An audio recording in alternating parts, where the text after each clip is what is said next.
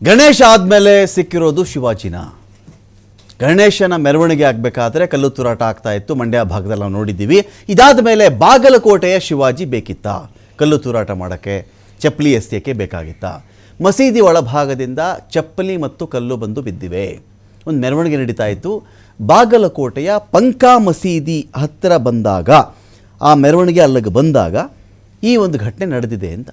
ಪಂಕಾ ಮಸೀದಿ ಬಳಿ ಬಂದ ತಕ್ಷಣ ಇದು ಶುರುವಾಯಿತು ಅಂತೇಳಿ. ಆಗಿದ್ದಿಷ್ಟೇ ನೋಡಿ, ನಿನ್ನೆ ಸಾಯಂಕಾಲ 5 ಗಂಟೆ ರೀ, ಬಾಗಲಕೋಟೆ ಬಳಿ ಕೊತ್ತಲೇಶ್ವರ ದೇವಸ್ಥಾನದಿಂದ ಶಿವಾಜಿ ಭಾವಚಿತ್ರ ಮೆರವಣಿಗೆ ಜಯಂತಿ ನಿಮಿತ್ತವಾಗಿ ರಾತ್ರಿ 9:15 ಆಯಿತು. 9:15 ಬರಬೇಕಾದ್ರೆ ಬಾಗಲಕೋಟೆ ಪಂಕಾ ಮಸೀದಿ ರೀಚ್ ಆಯಿತು ಶಿವಾಜಿ ಮೆರವಣಿಗೆ. ರಾತ್ರಿ 9:50 ಮಸೀದಿಗೆ ಪ್ರಾರ್ಥನೆಗೆ ಬಂದಿದ್ದವರಿಂದ ಒಂದು ಕಡೆ ರಂಜಾನ್ ಉಪವಾಸ ಒಂದು ಕಡೆ ಸ್ಟಾರ್ಟ್ ಆಗಿದೆ. ಯಾರೆಲ್ಲ ಮಸೀದಿಗೆ ಪ್ರಾರ್ಥನೆಗೆ ಬಂದಿದ್ರು ಅವರೇನು ಮಾಡ್ತಾರೆ, ಈ ಮೆರವಣಿಗೆ ಸೌಂಡ್ ಇತ್ತಲ್ಲ, DJ ಸೌಂಡ ಇತ್ತಲ್ಲ, ಅದ್ರ ಬಗ್ಗೆ ತಕರಾರು ತೆಗಿತಾರೆ. ಯಾಕೆ ಅಷ್ಟೊಂದು ಸೌಂಡ್ ಹಾಕಿದ್ದೀರಿ ನೀವು?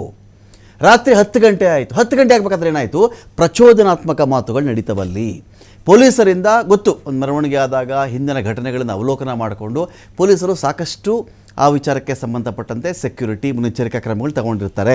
ಸಮಾಧಾನ ಮಾಡೋಕ್ಕೆ ಟ್ರೈ ಮಾಡ್ತಾನೆ ಇರ್ತಾರೆ ಅವರು. ನಿನ್ನೆ ರಾತ್ರಿ 10:10 ಕಲ್ಲು ತೂರಾಟ ಶುರುವಾಗ್ಬಿಡುತ್ತೆ. ಹಿಂದೂ ಕಾರ್ಯಕರ್ತನೊಬ್ಬನಿಗೆ ಸಣ್ಣ ಪ್ರಮಾಣದ ಒಂದು ಗಾಯ ಆಗುತ್ತೆ. ರಾತ್ರಿ 10:15 ಏನಾಗುತ್ತೆ, SP ಸಿದ್ಧಾರ್ಥ ಗೋಯಲ್ ಒಬ್ಬ ಕಾನ್ಸ್ಟೇಬಲ್ಗೆ ಗಾಯ ಆಗಿಬಿಡುತ್ತೆ ಕಲ್ಲು ತೂರಾಟದಲ್ಲಿ. ರಾತ್ರಿ 10:20 ಹಿಂದೂಗಳು ಪ್ರತಿಭಟನೆ ಮಾಡೋಕ್ಕೆ ಶುರು ಮಾಡ್ತಾರೆ. ಆ ಭಾಗದಲ್ಲಿ ಮೆರವಣಿಗೆ ಯಾರ್ಯಾರು ಮಾಡ್ತಾ ಇದ್ರು ಅವರೆಲ್ಲರೂ ಕೂಡ ಪೊಲೀಸರೊಂದಿಗೆ ಗಲಾಟೆ ಮಾಡ್ಕೊಳ್ತಾರೆ. ರಾತ್ರಿ 11 ಗಂಟೆಗೆ ಕೊತ್ತಲೇಶ್ವರ ದೇವಸ್ಥಾನದ ಎದುರುಗಡೆ ಹಿಂದೂಗಳು ಪ್ರತಿಭಟನೆ ಮಾಡ್ತಾರೆ. 12 ಗಂಟೆ ರಾತ್ರಿ, ಆಗಲೂ ನಿಂತಿಲ್ಲ ಇದು, ಪ್ರತಿಭಟನಾಕಾರನ ಸ್ಥಳದಿಂದ ಕಳಿಸ್ತಾರೆ ಪೊಲೀಸರು.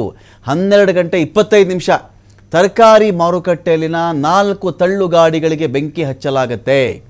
ತರಕಾರಿ ಮಾರುಕಟ್ಟೆ ಇತ್ತಲ್ಲಿ 4 ತಳ್ಳು ಗಾಡಿಗಳಿಗೆ ಬೆಂಕಿ ಕೊಟ್ಟು ಬಿಡ್ತಾರೆ, ಬೆಂಕಿ ಹಚ್ಚಿಬಿಡ್ತಾರಲ್ಲಿ ಅಂತ. ಆಯ್ತು, ಇವತ್ತು ಬೆಳಗ್ಗೆ ಏನಾಯ್ತಪ್ಪ ಅಂತ ನೋಡಿದ್ರೆ, ಶಿವಾಜಿ ಜಯಂತಿ ವೇಳೆ ನಡೆದಂಥ ಕಲ್ಲು ತೂರಾಟ ಪ್ರಕರಣಕ್ಕೆ ಸಂಬಂಧಪಟ್ಟಂತೆ ಹಿಂದೂ ಮುಖಂಡರು ಸೇರ್ಕೊಂಡು ಏನು ಮಾಡ್ತಾರೆ, ಸಭೆ ಮಾಡ್ತಾರೆ. ಸಭೆ ಆದಮೇಲೆ ಅಂಗಡಿ ಮುಂಗಟ್ಟು ಬಂದ್ ಮಾಡಿಬಿಡೋಣ, ನಾವೊಂದು ರೀತಿಯಲ್ಲಿ ಇದಕ್ಕೆ ಪ್ರತಿಭಟನೆ ಮಾಡೋಣ ಅಂತ ಕಾರ್ಯಕರ್ತರ ಮುಂದಾದಾಗ ತರಕಾರಿ ಮಾರುಕಟ್ಟೆ ಬಂದ್ ಮಾಡಿಸ್ಬೇಕು ಅಂತ ಹಿಂದೂ ಮುಖಂಡರೆಲ್ಲ ಹೋಗ್ತಾ ಇರ್ತಾರೆ. ಮತ್ತೆ ಕಲ್ಲು ತೂರಾಟ ಆಗುತ್ತೆ. ಹಿಂದೂ ಕಾರ್ಯಕರ್ತರನ್ನು ತಡೆಯೋಕೆ ಮುಂದಾಗಿದ್ದು ಪೊಲೀಸರು ಸಾಹಸ ಪಡ್ತಾರೆ. ತರಕಾರಿ ಕೊಳ್ಳುವುದಕ್ಕೆ ಬಂದವರ ಬಳಿ ಕಲ್ಲು ಬಂದು ಬಿದ್ದುಬಿಡುತ್ತೆ. ಕಲ್ಲು ತೂರಾಟಕ್ಕೆ ಮಹಿಳೆ ಆಕ್ರೋಶ ವ್ಯಕ್ತಪಡಿಸ್ತಾರೆ. ಇದೇನ್ರಿ ಇದು, ಅಲ್ಲೆಲ್ಲೋ ಆಯಿತು ಅಂತ ಇಲ್ಲಿ ಯಾಕ್ರಿ ಕಲ್ಲು ತೂರಾಟ ಮಾಡ್ತಾ ಇದ್ದೀರಿ ಅಂತೇಳಿ ಸ್ಥಳವನ್ನು ಖಾಲಿ ಮಾಡಬೇಕು ಸೂಚನೆ ಕೊಟ್ಟರು ಕೂಡ ಜನ ಹೋಗಲ್ಲ. ಪೊಲೀಸರು ಲಾಠಿ ಪ್ರಹಾರ ಮಾಡಿದ್ದಾರೆ. ಸಿದ್ಧಾರ್ಥ SP ಅವರು ಹೇಳೋದಿಷ್ಟೇ, ಪ್ರೊಸೆಷನ್ ಸ್ವಲ್ಪ ದೂರ ಬಂತು, 2 ಕಲ್ಲು ಬಂತು, ಯಾವ ಕಡೆಯಿಂದ ಬಂತು ಅಂತಲೇ ಗೊತ್ತಿಲ್ಲ, ಯಾರಿಗೂ ಕೂಡ ಮೇಜರ್ ಇಂಜುರಿ ಆಗಿಲ್ಲ. ಸೊ ಹಾಗಾದಾಗ ಇದೇ ಕಥೆಗಳ ಮಸೀದಿ ಮುಂದೆ ಒಂದು ಮೆರವಣಿಗೆ ಬಂದಾಗ, ಶಿವಾಜಿ ಮೆರವಣಿಗೆ ಬಂದಾಗ, ಗಣೇಶನ ಮೆರವಣಿಗೆ ಬಂದಾಗ ಇದು ನಡೀತಾನೆ ಇರಬೇಕಾ? ಎಲ್ಲೋ ಒಂದು ಕಡೆ ಯಾರಾದರೂ ಉಗಿತಾ ಇರೋದು, ಕಲ್ಲು ತೂರಾಟ ಮಾಡ್ತಿರೋದು ಇದು ನಡೀತಾನೆ ಇರಬೇಕಾ? ಈ ವಿಚಾರಕ್ಕೆ ಸಂಬಂಧಪಟ್ಟಂತೆ ಡಿಬೇಟ್ ಸ್ಟಾರ್ಟ್ ಮಾಡ್ತಾ ಇದ್ದೀನಿ. ಪಾಲ್ಗೊಳ್ಳೋದಕ್ಕೆ ನಮ್ಮೊಂದಿಗೆ ಉತ್ಕರ್ಷ್ ಇದ್ದಾರೆ, BJP ವಕ್ತಾರರು. ಸ್ವಾಗತ ಉತ್ಕರ್ಷ್ ಈ ಒಂದು ಡಿಬೇಟ್ಗೆ. ರಘು ದೊಡ್ಡೇರಿ ಇದ್ದಾರೆ, ಕಾಂಗ್ರೆಸ್ನ ವಕ್ತಾರರು. ಸ್ವಾಗತ ರಘು ದೊಡ್ಡೇರಿ, ತಮಗೆ ಒಂದು ಡಿಬೇಟ್ಗೆ. ಇನ್ನೊಂದು ಕಡೆ ನಮ್ಮನ್ನು ಉಮರ್ ಶರೀಫ್ ಅವರು ಜಾಯ್ನ್ ಆಗಿದ್ದಾರೆ, ಮುಸ್ಲಿಂ ಧಾರ್ಮಿಕ ಚಿಂತಕರು, ವಿದ್ವಾಂಸರು. ಸ್ವಾಗತ ಉಮರ್ ಶರೀಫ್ ಅವರು, ತಮಗೆ ಒಂದು ಡಿಬೇಟ್ಗೆ. ನಮಸ್ಕಾರ. ಗಂಗಾಧರ ಕುಲಕರ್ಣಿ ಇದ್ದಾರೆ, ಶಿವಸೇನಾ ರಾಜ್ಯ ಪ್ರಧಾನ ಕಾರ್ಯದರ್ಶಿಗಳು. ಸ್ವಾಗತ ನಿಮ್ಗೆ ಗಂಗಾಧರ ಕುಲಕರ್ಣಿ ಅವರೇ ಈ ಒಂದು ಡಿಬೇಟ್ಗೆ. ನಮಸ್ಕಾರ ಸರ್. ಫೈನ್. ನನ್ನ ಮೊದಲನೇ ಪ್ರಶ್ನೆ, ಸ್ಟ್ರೈಟ್ ಅವೇ ನಾನು ಈ ಒಂದು ವಿಚಾರದಲ್ಲಿ ಉಮರ್ ಶರೀಫ್ ಅವ್ರ ಬಳಿ ಹೋಗ್ಬಿಡ್ತೀನಿ. ಉಮರ್ ಶರೀಫ್ ಅವರೇ, ಒಂದೊಂದು ಮೆರವಣಿಗೆ ನಾನು ಹಿಂದೆ ಕೂಡ ಮಂಡ್ಯ ಭಾಗದಲ್ಲಿ ಆದ ಘಟನೆಗೆ ಸಂಬಂಧಪಟ್ಟಂತೆ ತಮ್ಮನ್ನು ಮಾತನಾಡಿಸಿದ್ದೆ ನಾನು. ಈಗ ಇಲ್ಲಿ ಬಾಗಲಕೋಟೆಯ ಪಂಕಾ ಮಸೀದಿ ಎದುರುಗಡೆ ಬಂದಾಗ ಶಿವಾಜಿ ಮೆರವಣಿಗೆನೋ ಯಾವುದೋ ಬೇರೆ ಏನೇ ಒಂದು ಮೆರವಣಿಗೆ ಆಗಲಿ, ಎಲ್ಲ ಧರ್ಮಗಳ ಆಚರಣೆಗೆ ನೆಲದ ಕಾನೂನು ಅವಕಾಶ ಕೊಟ್ಟಿರಬೇಕಾದ್ರೆ ಮಸೀದಿಗಳ ಮುಂದೆ ಬಂದಾಗ ಈ ಥರ ಚಪ್ಪಲಿ ಬರೋದು, ಕಲ್ಲು ಬರೋದು, ಏನಕ್ಕೆ ಇಂಥ ಅವಕಾಶಗಳು ಯಾಕೆ ಆಗ್ತಾ ಇದೆ, ಯಾಕಿಂತ ಕೆಲಸ ಮಾಡ್ತಾ ಇದ್ದಾರೆ ಅಂತ? ಈಗಾಗಲೇ ಒಬ್ಬನ್ನ ಬಂಧಿಸಿದ್ದಾರೆ, ಮತ್ತೆ ಅದ್ರ ಜೊತೆಗೆ ಇನ್ನೂ 7 ಜನರನ್ನ ಸೇರಿಸಿ ಬಂಧಿಸಿದ್ದಾರೆ. ಒಬ್ಬ ಬಂದು ಕಲ್ಲು ತೂರಾಟ ಮಾಡಿದ ಅಂತ ಅದು ಎಸ್ಟಾಬ್ಲಿಷ್ ಆಗಿದೆ. ಇನ್ನು ಮಿಕ್ಕಿರೋರು ಬಂದು ಅಲ್ಲಿ ತನಿಖೆ ನಡೆಯುವಾಗ ಅದು ಅಡ್ಡಿಪಡಿ ಮಾಡುತ್ತಿದ್ರು ಅಂತ ಅವ್ರನ್ನ ಕೂಡ ಬಂಧಿಸಲಾಗಿದೆ. ಸೊ ಇವ್ರನ್ನ ಒಂದ್ ವೇಳೆ ಈ ಹುಡುಗ ಇಂತ ಕೆಲಸ ಮಾಡಿದ್ರೆ ಮುಸಲ್ಮಾನರು ಅಲ್ಲಿ ಬೀದಿನಲ್ಲಿ ನಿಲ್ಸ್ಬಿಟ್ಟು ಚಪ್ಪಲಿಯಿಂದ ಹೊಡ್ಬೇಕಿತ್ತು. ಆಕ್ಚುಲಿ ಏನಂದ್ರೆ, ಇಲ್ಲಿ ಬೇರೊಬ್ರು ಬಂದು ನಮ್ಗೆ ಬುದ್ಧಿ ಹೇಳಕ್ಕೆ ಮುಂಚೆ ಅಲ್ಲಿರತಕ್ಕಂತ ಮುಸಲ್ಮಾನರು, ಮುಸ್ಲಿಂ ಸಮಾಜದವರು, ಲೀಡರ್ಗಳು, ಮತ್ತೆ ಅಲ್ಲಿರತಕ್ಕಂತ ಮಸೀದಿನಲ್ಲಿ ಇರತಕ್ಕಂತ ಟ್ರಸ್ಟಿಗಳು ಬೀದಿಗೆ ಬಂದು ಅವನು ಅಂತ ಕೆಲಸ ಮಾಡ್ದ ಅಂತ ಅವನಿಗೆ ಚಪ್ಪಲಿಂದ ಹೊಡೆದು ಒಂದು ಬುದ್ಧಿ ಹೇಳ್ಬೇಕಿತ್ತು. ಅಂತ ಕೆಲಸ ಮಾಡದೇ ಇರೋ ಒಂದು ಕಾರಣಕ್ಕೋಸ್ಕರ ಇದು ಪದೇ ಪದೇ ನಡೀತಾನೆ ಇದೆ. ಯಾವ ಮಸೀದಿ ಯಾವ ಮಸೀದಿಯಿಂದ ಕಲ್ಲು ಬಂದಾಗಲೂ ಕೂಡ ಈ ಥರದ ಕೆಲಸ ನಾನು ಚಪ್ಪಲಿ ಅಂತ ಹೇಳಲ್ಲ, ಒಂದೊಂದು ಬುದ್ಧಿ ಮಾತು, ಒಂದು ಛೀಮಾರಿ, ಒಂದು ಖಂಡನೆ, ಒಂದು ಬಹಿಷ್ಕಾರ ಅಂಥದ್ದು ಏನು ನಡೀತಾನೆ ಇಲ್ವಲ್ಲ, ಯಾಕೆ ಅಂತ. ಹೌದು ಹೌದು, ಇದು ಬಹಳ ಬೇಸರ ತರುವಂತ ಒಂದು ಸಂಗತಿ. ಯಾಕಂತ ನೋಡಿದ್ರೆ ಮುಸ್ಲಿಂ ಸಮಾಜ ಇಂತಹ ಕೆಲಸಕ್ಕೆ ಅವ್ರು ಮುಂದೆ ಬಂದು ಮಾಡ್ಸೋರಲ್ಲ. ಇಂಥ ಕೆಲಸ ಮಾಡಕ್ಕೆ ನಾವೆಲ್ಲ ಮುಂದೆ ಬಂದು ಇಂಥ ಕೆಲಸ ಮಾಡಿ ಅಂತಲ್ಲ. ಆದ್ರೆ ಇಂಥ ಕೆಲಸ ಘಟನೆ ನಡೆಯುವಾಗ ನಾವೇನ್ ಮಾಡ್ತಿದೀವಿ ಅಂತ ನಾವು ಪ್ರಶ್ನೆ ಮಾಡ್ಬೇಕಿದೆ. ಫಸ್ಟ್ ನಾವು ಇಂಟ್ರೋಸ್ಪೆಕ್ಟ್ ಮಾಡ್ಬೇಕಿದೆ. ಇಂಥ ಕೆಲಸ ನಡೆಯುವಾಗ ನಾವು ಹೇಗೆ ನಾವು ರೆಸ್ಪಾಂಡ್ ಮಾಡ್ಬೇಕು. ನಾವು ತನಿಖೆ ಮಾಡೋದನ್ನ ತಡೆ ಮಾಡೋ ರೀತಿಯಲ್ಲಿ ಕೆಲಸ ಮಾಡಿದ್ರೆ ಅದನ್ನೂ ನಮ್ಮ ಹೆಸರು ಏನಾಗುತ್ತೆ ಅಂದ್ರೆ, ಇಲ್ಲಿ ಏನಾಗುತ್ತೆ ಉಮರ್ ಶರೀಫ್ ಅವರೇ, ಮೌನಂ ಸಮ್ಮತಿ ಲಕ್ಷಣಂ ಅಂತ ಅರ್ಥ ಮಾಡ್ಕೊಳ್ಬೇಕಂತ ಒಂದು ಪ್ರಶ್ನೆ ಬರುತ್ತೆ. ಸೆಕೆಂಡ್ ಕ್ವಶನ್ ಅಂದಿದೆ, ಬಹಳ ಇಂಪಾರ್ಟೆಂಟ್ ಕ್ವಶನ್ ಇದು. ಯಾವಾಗಲೂ ಇಂಥ ಘಟನೆಗಳು ನಡೆದಾಗ ಪೊಲೀಸರಿದ್ದಾರೆ, ತನಿಖೆ ಮಾಡ್ತಾರೆ, ಯಾರನ್ನೂ ಬಿಡಲ್ಲ, ಅರೆಸ್ಟ್ ಮಾಡ್ತಾರೆ, ಅವ್ರನ್ನ ಶಿಕ್ಷೆ ಆಗೇ ಆಗುತ್ತೆ ಕಾನೂನು ಪ್ರಕಾರ ಅಂತ ಒಂದು ಬರುತ್ತೆ. ಆಯಿತು, ಈ ಭಾವನಾತ್ಮಕ ಒಂದು ಘಾಸಿ ಆಗುತ್ತಲ್ಲ, ಭಾವನಾತ್ಮಕ ಘಾಸಿ ಆಗುತ್ತಲ್ಲ, ನಮ್ಮ ದೇವರ ಮೆರವಣಿಗೆ ಮಾಡಬೇಕಾದ್ರೆ, ಒಬ್ಬ ಶಿವಾಜಿ ಮೆರವಣಿಗೆ ಮಾಡಬೇಕಾದ್ರೆ, ಗಣೇಶನ ಮೆರವಣಿಗೆ ಮಾಡಬೇಕಾದ್ರೆ ನಮ್ಗೆ ಈ ಥರ ಮಾಡ್ತಾರಲ್ಲ ಅಂತ ಬಂದಾಗ, ಆ ಝೋನ್ಗೆ ಬಂದ ತಕ್ಷಣ, ಮಸೀದಿ ಝೋನ್, ಆ ಒಂದು ವಲಯ, ಆ ರೋಡು, ಆ ಬೀದಿಗೆ ಬಂದ ತಕ್ಷಣ ಒಂದು ಅವ್ಯಕ್ತವಾಗಿ ಇಲ್ಲೇನೋ ನಡೆಯುತ್ತೆ ಅನ್ನೋ ನೆಗೆಟಿವಿಟಿ ಸ್ಟಾರ್ಟ್ ಆಗಿಬಿಡುತ್ತಲ್ಲ ನಮಗೆ. ಇದನ್ನೆಲ್ಲ ಯಾರು ಈ ಡ್ಯಾಮೇಜ್ ಕಂಟ್ರೋಲ್ ಮಾಡೋರು ನಮಗೆ ಅಂತ. ಅದೇ ಈ ಒಂದು ವೇಳೆಯಲ್ಲಿ ನಾನು ಮುಸ್ಲಿಂ ಸಮಾಜದಲ್ಲಿ ಇರತಕ್ಕಂಥ ಲೀಡರ್ಸ್ಗೆ ನಾನು ವಿನಂತಿ ಮಾಡುತ್ತೇನೆ. ನೀವು ರೋಡ್ಗೆ ಬಂದು ಏನೋ ಒಂದು ಮೂವ್ಮೆಂಟ್ ಮಾಡಿ, ಏನೋ ಒಂದು ಪ್ರೊಸೆಷನ್ ತಗೊಳ್ಳಿ, ಟೋಟಲ್ ಇಡೀ ಕರ್ನಾಟಕ ಆಗಲಿ ಇಡೀ ಭಾರತ ಆಗ್ಲಿ, ನೀವು ಒಂದು ಮೆರವಣಿಗೆ ಹೋಗಿ ಮುಸಲ್ಮಾನರನ್ನ ಖಂಡಿಸುವ ರೀತಿಯಲ್ಲಿ ನೀವು ಓಪನ್ ಆಗಿ, ನೀವು ಬಹಿರಂಗವಾಗಿ ನಿಮ್ಮ ಸ್ಟೇಟ್ಮೆಂಟ್ಸ್ ಗಳು ಇರ್ಬೇಕಾಗಿರುತ್ತೆ. ಇಲ್ಲ ನೀವು ಮುಸಲ್ಮಾನರಲ್ಲಿ ಇರತಕ್ಕಂಥ ಲೀಡರ್ಶಿಪ್ ಎಲ್ಲೋಗಿದೆ ನೋಡಿ. ಇವಾಗ ಇಂಥ ಘಟನೆ ನಡೆಯುವಾಗ ನಮ್ಮ ಪೊಲಿಟಿಷಿಯನ್ಸ್, ಮುಸ್ಲಿಂ ಪೊಲಿಟಿಷಿಯನ್ಸ್ ಇದ್ದಾರೆ, BZ ಜಮೀರ್ ಅಹಮದ್ ಇದ್ದಾರೆ, ಮತ್ತೆ NA ಹಾರಿಸ್ ಅವರು ಇದ್ದಾರೆ, ಮತ್ತೆ ಇನ್ಯಾರೋ ಇದ್ದಾರೆ. ಇವರೆಲ್ಲ ಸ್ಟೇಟ್ಮೆಂಟ್ಸ್ ಕೊಡ್ಬೇಕಾಗಿದೆ, ಖಂಡಿಸಬೇಕಾಗಿದೆ, ಡೈರೆಕ್ಟ್ ಆಗಿ ಓಪನ್ ಆಗಿ ಹೇಳ್ಬೇಕು, ಇವ್ರು ನಮ್ಮವ ಅಲ್ಲ ಅಂತ ಹೇಳ್ಬೇಕು. ಅದ್ರ ನಂತರ ಅವ್ರಿಗೋಸ್ಕರ ಬೇಲ್ಗೋಸ್ಕರ ಹೋಗಿ ನಿಂತ್ಕೊಳ್ಬಾರ್ದು. ನಾವು ಅಲ್ಲಿ ಅವ್ರಿಗೋಸ್ಕರ ನಾವು ಕೇಸ್ ಫೈಟ್ ಮಾಡಬಾರ್ದು. ಸೊ ಟೋಟಲಿ ಇವ್ರನ್ನ ನಾವು ಬೈಕಾಟ್ ಮಾಡ್ಬೇಕು. ಬೈಕಾಟ್ ಮಾಡಿದ್ರೆ ಮಾತ್ರ ಈ ದೊಡ್ಡ ಲೀಡರ್ಶಿಪ್ ಮೂಲಕ ಒಂದು ಸ್ಟೇಟ್ಮೆಂಟ್ಸ್ ಬಂದ್ರೇನೆ ಇವಾಗ ಏನೋ ಒಂದು ವಾತಾವರಣದಲ್ಲಿ ಬದಲಾವಣೆ ಆಗುತ್ತೆ. ಇಲ್ದಿದ್ರೆ ಇಂಥ ಘಟನೆಗಳು ನಡೀತಾನೆ ಇರುತ್ತೆ. ಇದರಲ್ಲಿ ಸಮಾಜದಲ್ಲಿ ಗೊಂದಲಕ್ಕೆ ನಾವೇ ಒಂದು ಕಾರಣ ಆಗ್ತೀವಿ. ನನ್ಗೆ ಬಹಳ ಬೇಸರ ಏನಂದ್ರೆ ಮುಸ್ಲಿಂ ಸಮಾಜ ಇಂಥ ಕೆಲಸ ಮಾಡೋದು ನೋಡಿದ್ರೆ ನನಗೆ ಬಹಳ ಅಸಹ್ಯ ಆಗ್ತಿದೆ. ಯಾಕಂದ್ರೆ ನಾನು ಮುಸ್ಲಿಮ್ಸ್, ನಾನೊಬ್ಬ ಮುಸ್ಲಿಂ ಅಂತ ಹೇಳುವಾಗ ನನಗೆ ಯಾರೋ ಒಬ್ರು ಒಳ್ಳೆ ಕೆಲಸ ಮಾಡಿದ್ರೆ ನನಗೆ ಬಹಳ ಸಂತೋಷ ಆಗುತ್ತೆ. ಒಬ್ರು APJ ಅಬ್ದುಲ್ ಕಲಾಂ ಆದ್ರೆ, ಇಲ್ಲ ಒಂದು ಹನೀಫುದ್ದೀನ್ ಆದ್ರೆ, ಇಲ್ಲ ಉಸ್ಮಾನ್, ಬ್ರಿಗೇಡಿಯರ್ ಉಸ್ಮಾನ್ ಆದ್ರೆ ನಮ್ಗೆ ಸಂತೋಷ ಆಗುತ್ತೆ. ಇಲ್ಲಿ ಯಾವನೋ ಒಬ್ಬ ಒಸಾಮಾ ಬಿನ್ ಲಾಡೆನ್ ಆಗ್ಬಿಟ್ರೆ ನಾವು ಅದರಿಂದ ನಾವ್ ಏನು ಚೆಸ್ಟ್ ತಂಪಿಂಗ್ ಮಾಡಕ್ಕಾಗತ್ತಾ? ನಾವು ಎದೆಯನ್ನು ತಟ್ಟಿ ಇಲ್ಲಪ್ಪ ನಾವು ಮುಸಲ್ಮಾನರು ಅಂತ ಹೇಳಕ್ಕೆ ನಮ್ಗೆ ಹೆಮ್ಮೆ ಆಗತ್ತಾ? ಅಸಹ್ಯ ಆಗ್ತಿದೆ ನನಗೆ. ಈ ನ್ಯೂಸ್ ಕೇಳಿದ್ರೆ ನಂಗೆ ಅಸಹ್ಯ ಆಗುತ್ತೆ. ನಾನು ಖಂಡಿಸೋದು ಹೇಗಂತ ನಾನು ಯೋಚನೆ ಮಾಡ್ತೀನಿ. ಎಷ್ಟು ಬಾರಿ ತಾನೇ ಖಂಡಿಸೋದು? ಇದನ್ನ ಖಂಡಿಸುವ ಮೂಲಕ ಏನಾಗೋದಿಲ್ಲ, ಇದರಲ್ಲಿ ಏನಾದ್ರು ದೊಡ್ಡ ನಿರ್ಧಾರ ತಗೊಂಡು ಒಂದು ಮೂವ್ಮೆಂಟ್ ಮಾಡ್ಬೇಕು. ಮುಸಲ್ಮಾನರಲ್ಲಿ ಇರತಕ್ಕಂಥ ಲೀಡರ್ಶಿಪ್ ನಾನು ಈಗ ಉಮರ್ ಶರೀಫ್ ಅವರೇ, ಈ ತರದ ಮೆರವಣಿಗೆಗಳು ಬಂದಾಗ ಈ ಕೆಲವು ಮಾಲ್ಗಳಿಗೆ ಕೆಲವು ಗಾಜಿಂದೆಲ್ಲ ಏನೋ ಡಿಸೈನ್ ಮಾಡ್ಸಿರ್ತಾರಲ್ಲ, ಅಂತ ಬಿಲ್ಡಿಂಗ್ ಯಾರು ಕಲ್ಲೊಡಿಬಾರ್ದು ಅಂತೇಳಿ ಬಲೆ ಹಾಕ್ಬಿಟ್ಟಿರ್ತಾರೆ, ಒಂಥರ ಬಲೆ. ಈ ಥರದ ಮೆರವಣಿಗೆಗಳು ಬಂದಾಗ ಮಸೀದಿಗಳಿಗೆ ಆ ಏರಿಯಾ ಬಂದಾಗ ಎಲ್ಲ ಬಲೆಗಿಲೆ ಹಾಕ್ಸ್ಬಿಟ್ಟು ಕಲ್ಲು ನಿರೋಧಕ ವ್ಯವಸ್ಥೆ ಏನಾದರೂ ಮಾಡಬೇಕಾಗತ್ತಾ ನಾವು ಅಂತ? ಚಪ್ಪಲಿ ನಿರೋಧಕ, ಕಲ್ಲು ನಿರೋಧಕ, ಈ ಥರದ ವ್ಯವಸ್ಥೆ ಮಾಡಬೇಕಾಗತ್ತಾ ಇನ್ಮೇಲೆ ಅಂತ? ನಾನು ಏನ್ ಹೇಳ್ಕೊಳ್ತೀನಿ ನೋಡಿ, ಕಾನೂನ್ಗಿಂತ ದೊಡ್ಡವರು ಯಾರು ಇಲ್ಲಿ ದೇಶದಲ್ಲಿ ಇಲ್ಲ. ಯಾರೇ ಆಗ್ಲಿ ಎಲ್ಲರೂ ಕಾನೂನು ಅಡಿಯಲ್ಲಿ ಎಲ್ಲರೂ ಸಮ. ಒಬ್ಬ ಮುಸ್ಲಿಂ ತಪ್ಪು ಮಾಡ್ಲಿ, ಇಲ್ಲ ಬೇರೊಬ್ಬ ಮಾಡ್ಲಿ, ಅವನಿಗೆ ಕಾನೂನು ಅಡಿಯಲ್ಲಿ ಶಿಕ್ಷೆ ಕೊಡ್ಬೇಕಾಗಿರೋದು ಕೊಡ್ಲೇಬೇಕು. ಅದನ್ನ ಬಹಿರಂಗವಾಗಿ ಕೊಡ್ಬೇಕು. ಅದು ಒಂದು ಮಾದರಿಯಾಗಿರ್ಬೇಕು, ಎಕ್ಸಾಂಪ್ಲರಿ ಆಗಿರ್ಬೇಕು. ಅದು ಮಾಡಿದ ನಂತರ ನೋಡಿ ಇನ್ನ ಮುಂದೆ ಯಾರು ಇಂಥ ಕೆಲಸ ಮಾಡಬಾರ್ದಂತ. ನೋಡಿ ಇಲ್ಲಿ ಏನೋ ನನ್ಗೆ ಒಂದ್ ರೀತಿ ನಾನು ಸ್ವಲ್ಪ ಏನಾಗ್ತಿದ್ರೆ ಎಮೋಷನಲ್ ಆಗಿ ಮಾತಾಡ್ತೀನಿ, ತಪ್ಪಾಗಿ ಮಾತಾಡ್ಬಿಡ್ತೀನಿ. ಹಾಗಾಗಿ ನಾನು ಸ್ವಲ್ಪ ಕಂಟ್ರೋಲ್ ಆಗಿ ಮಾತಾಡ್ತಿದ್ದೀನಿ.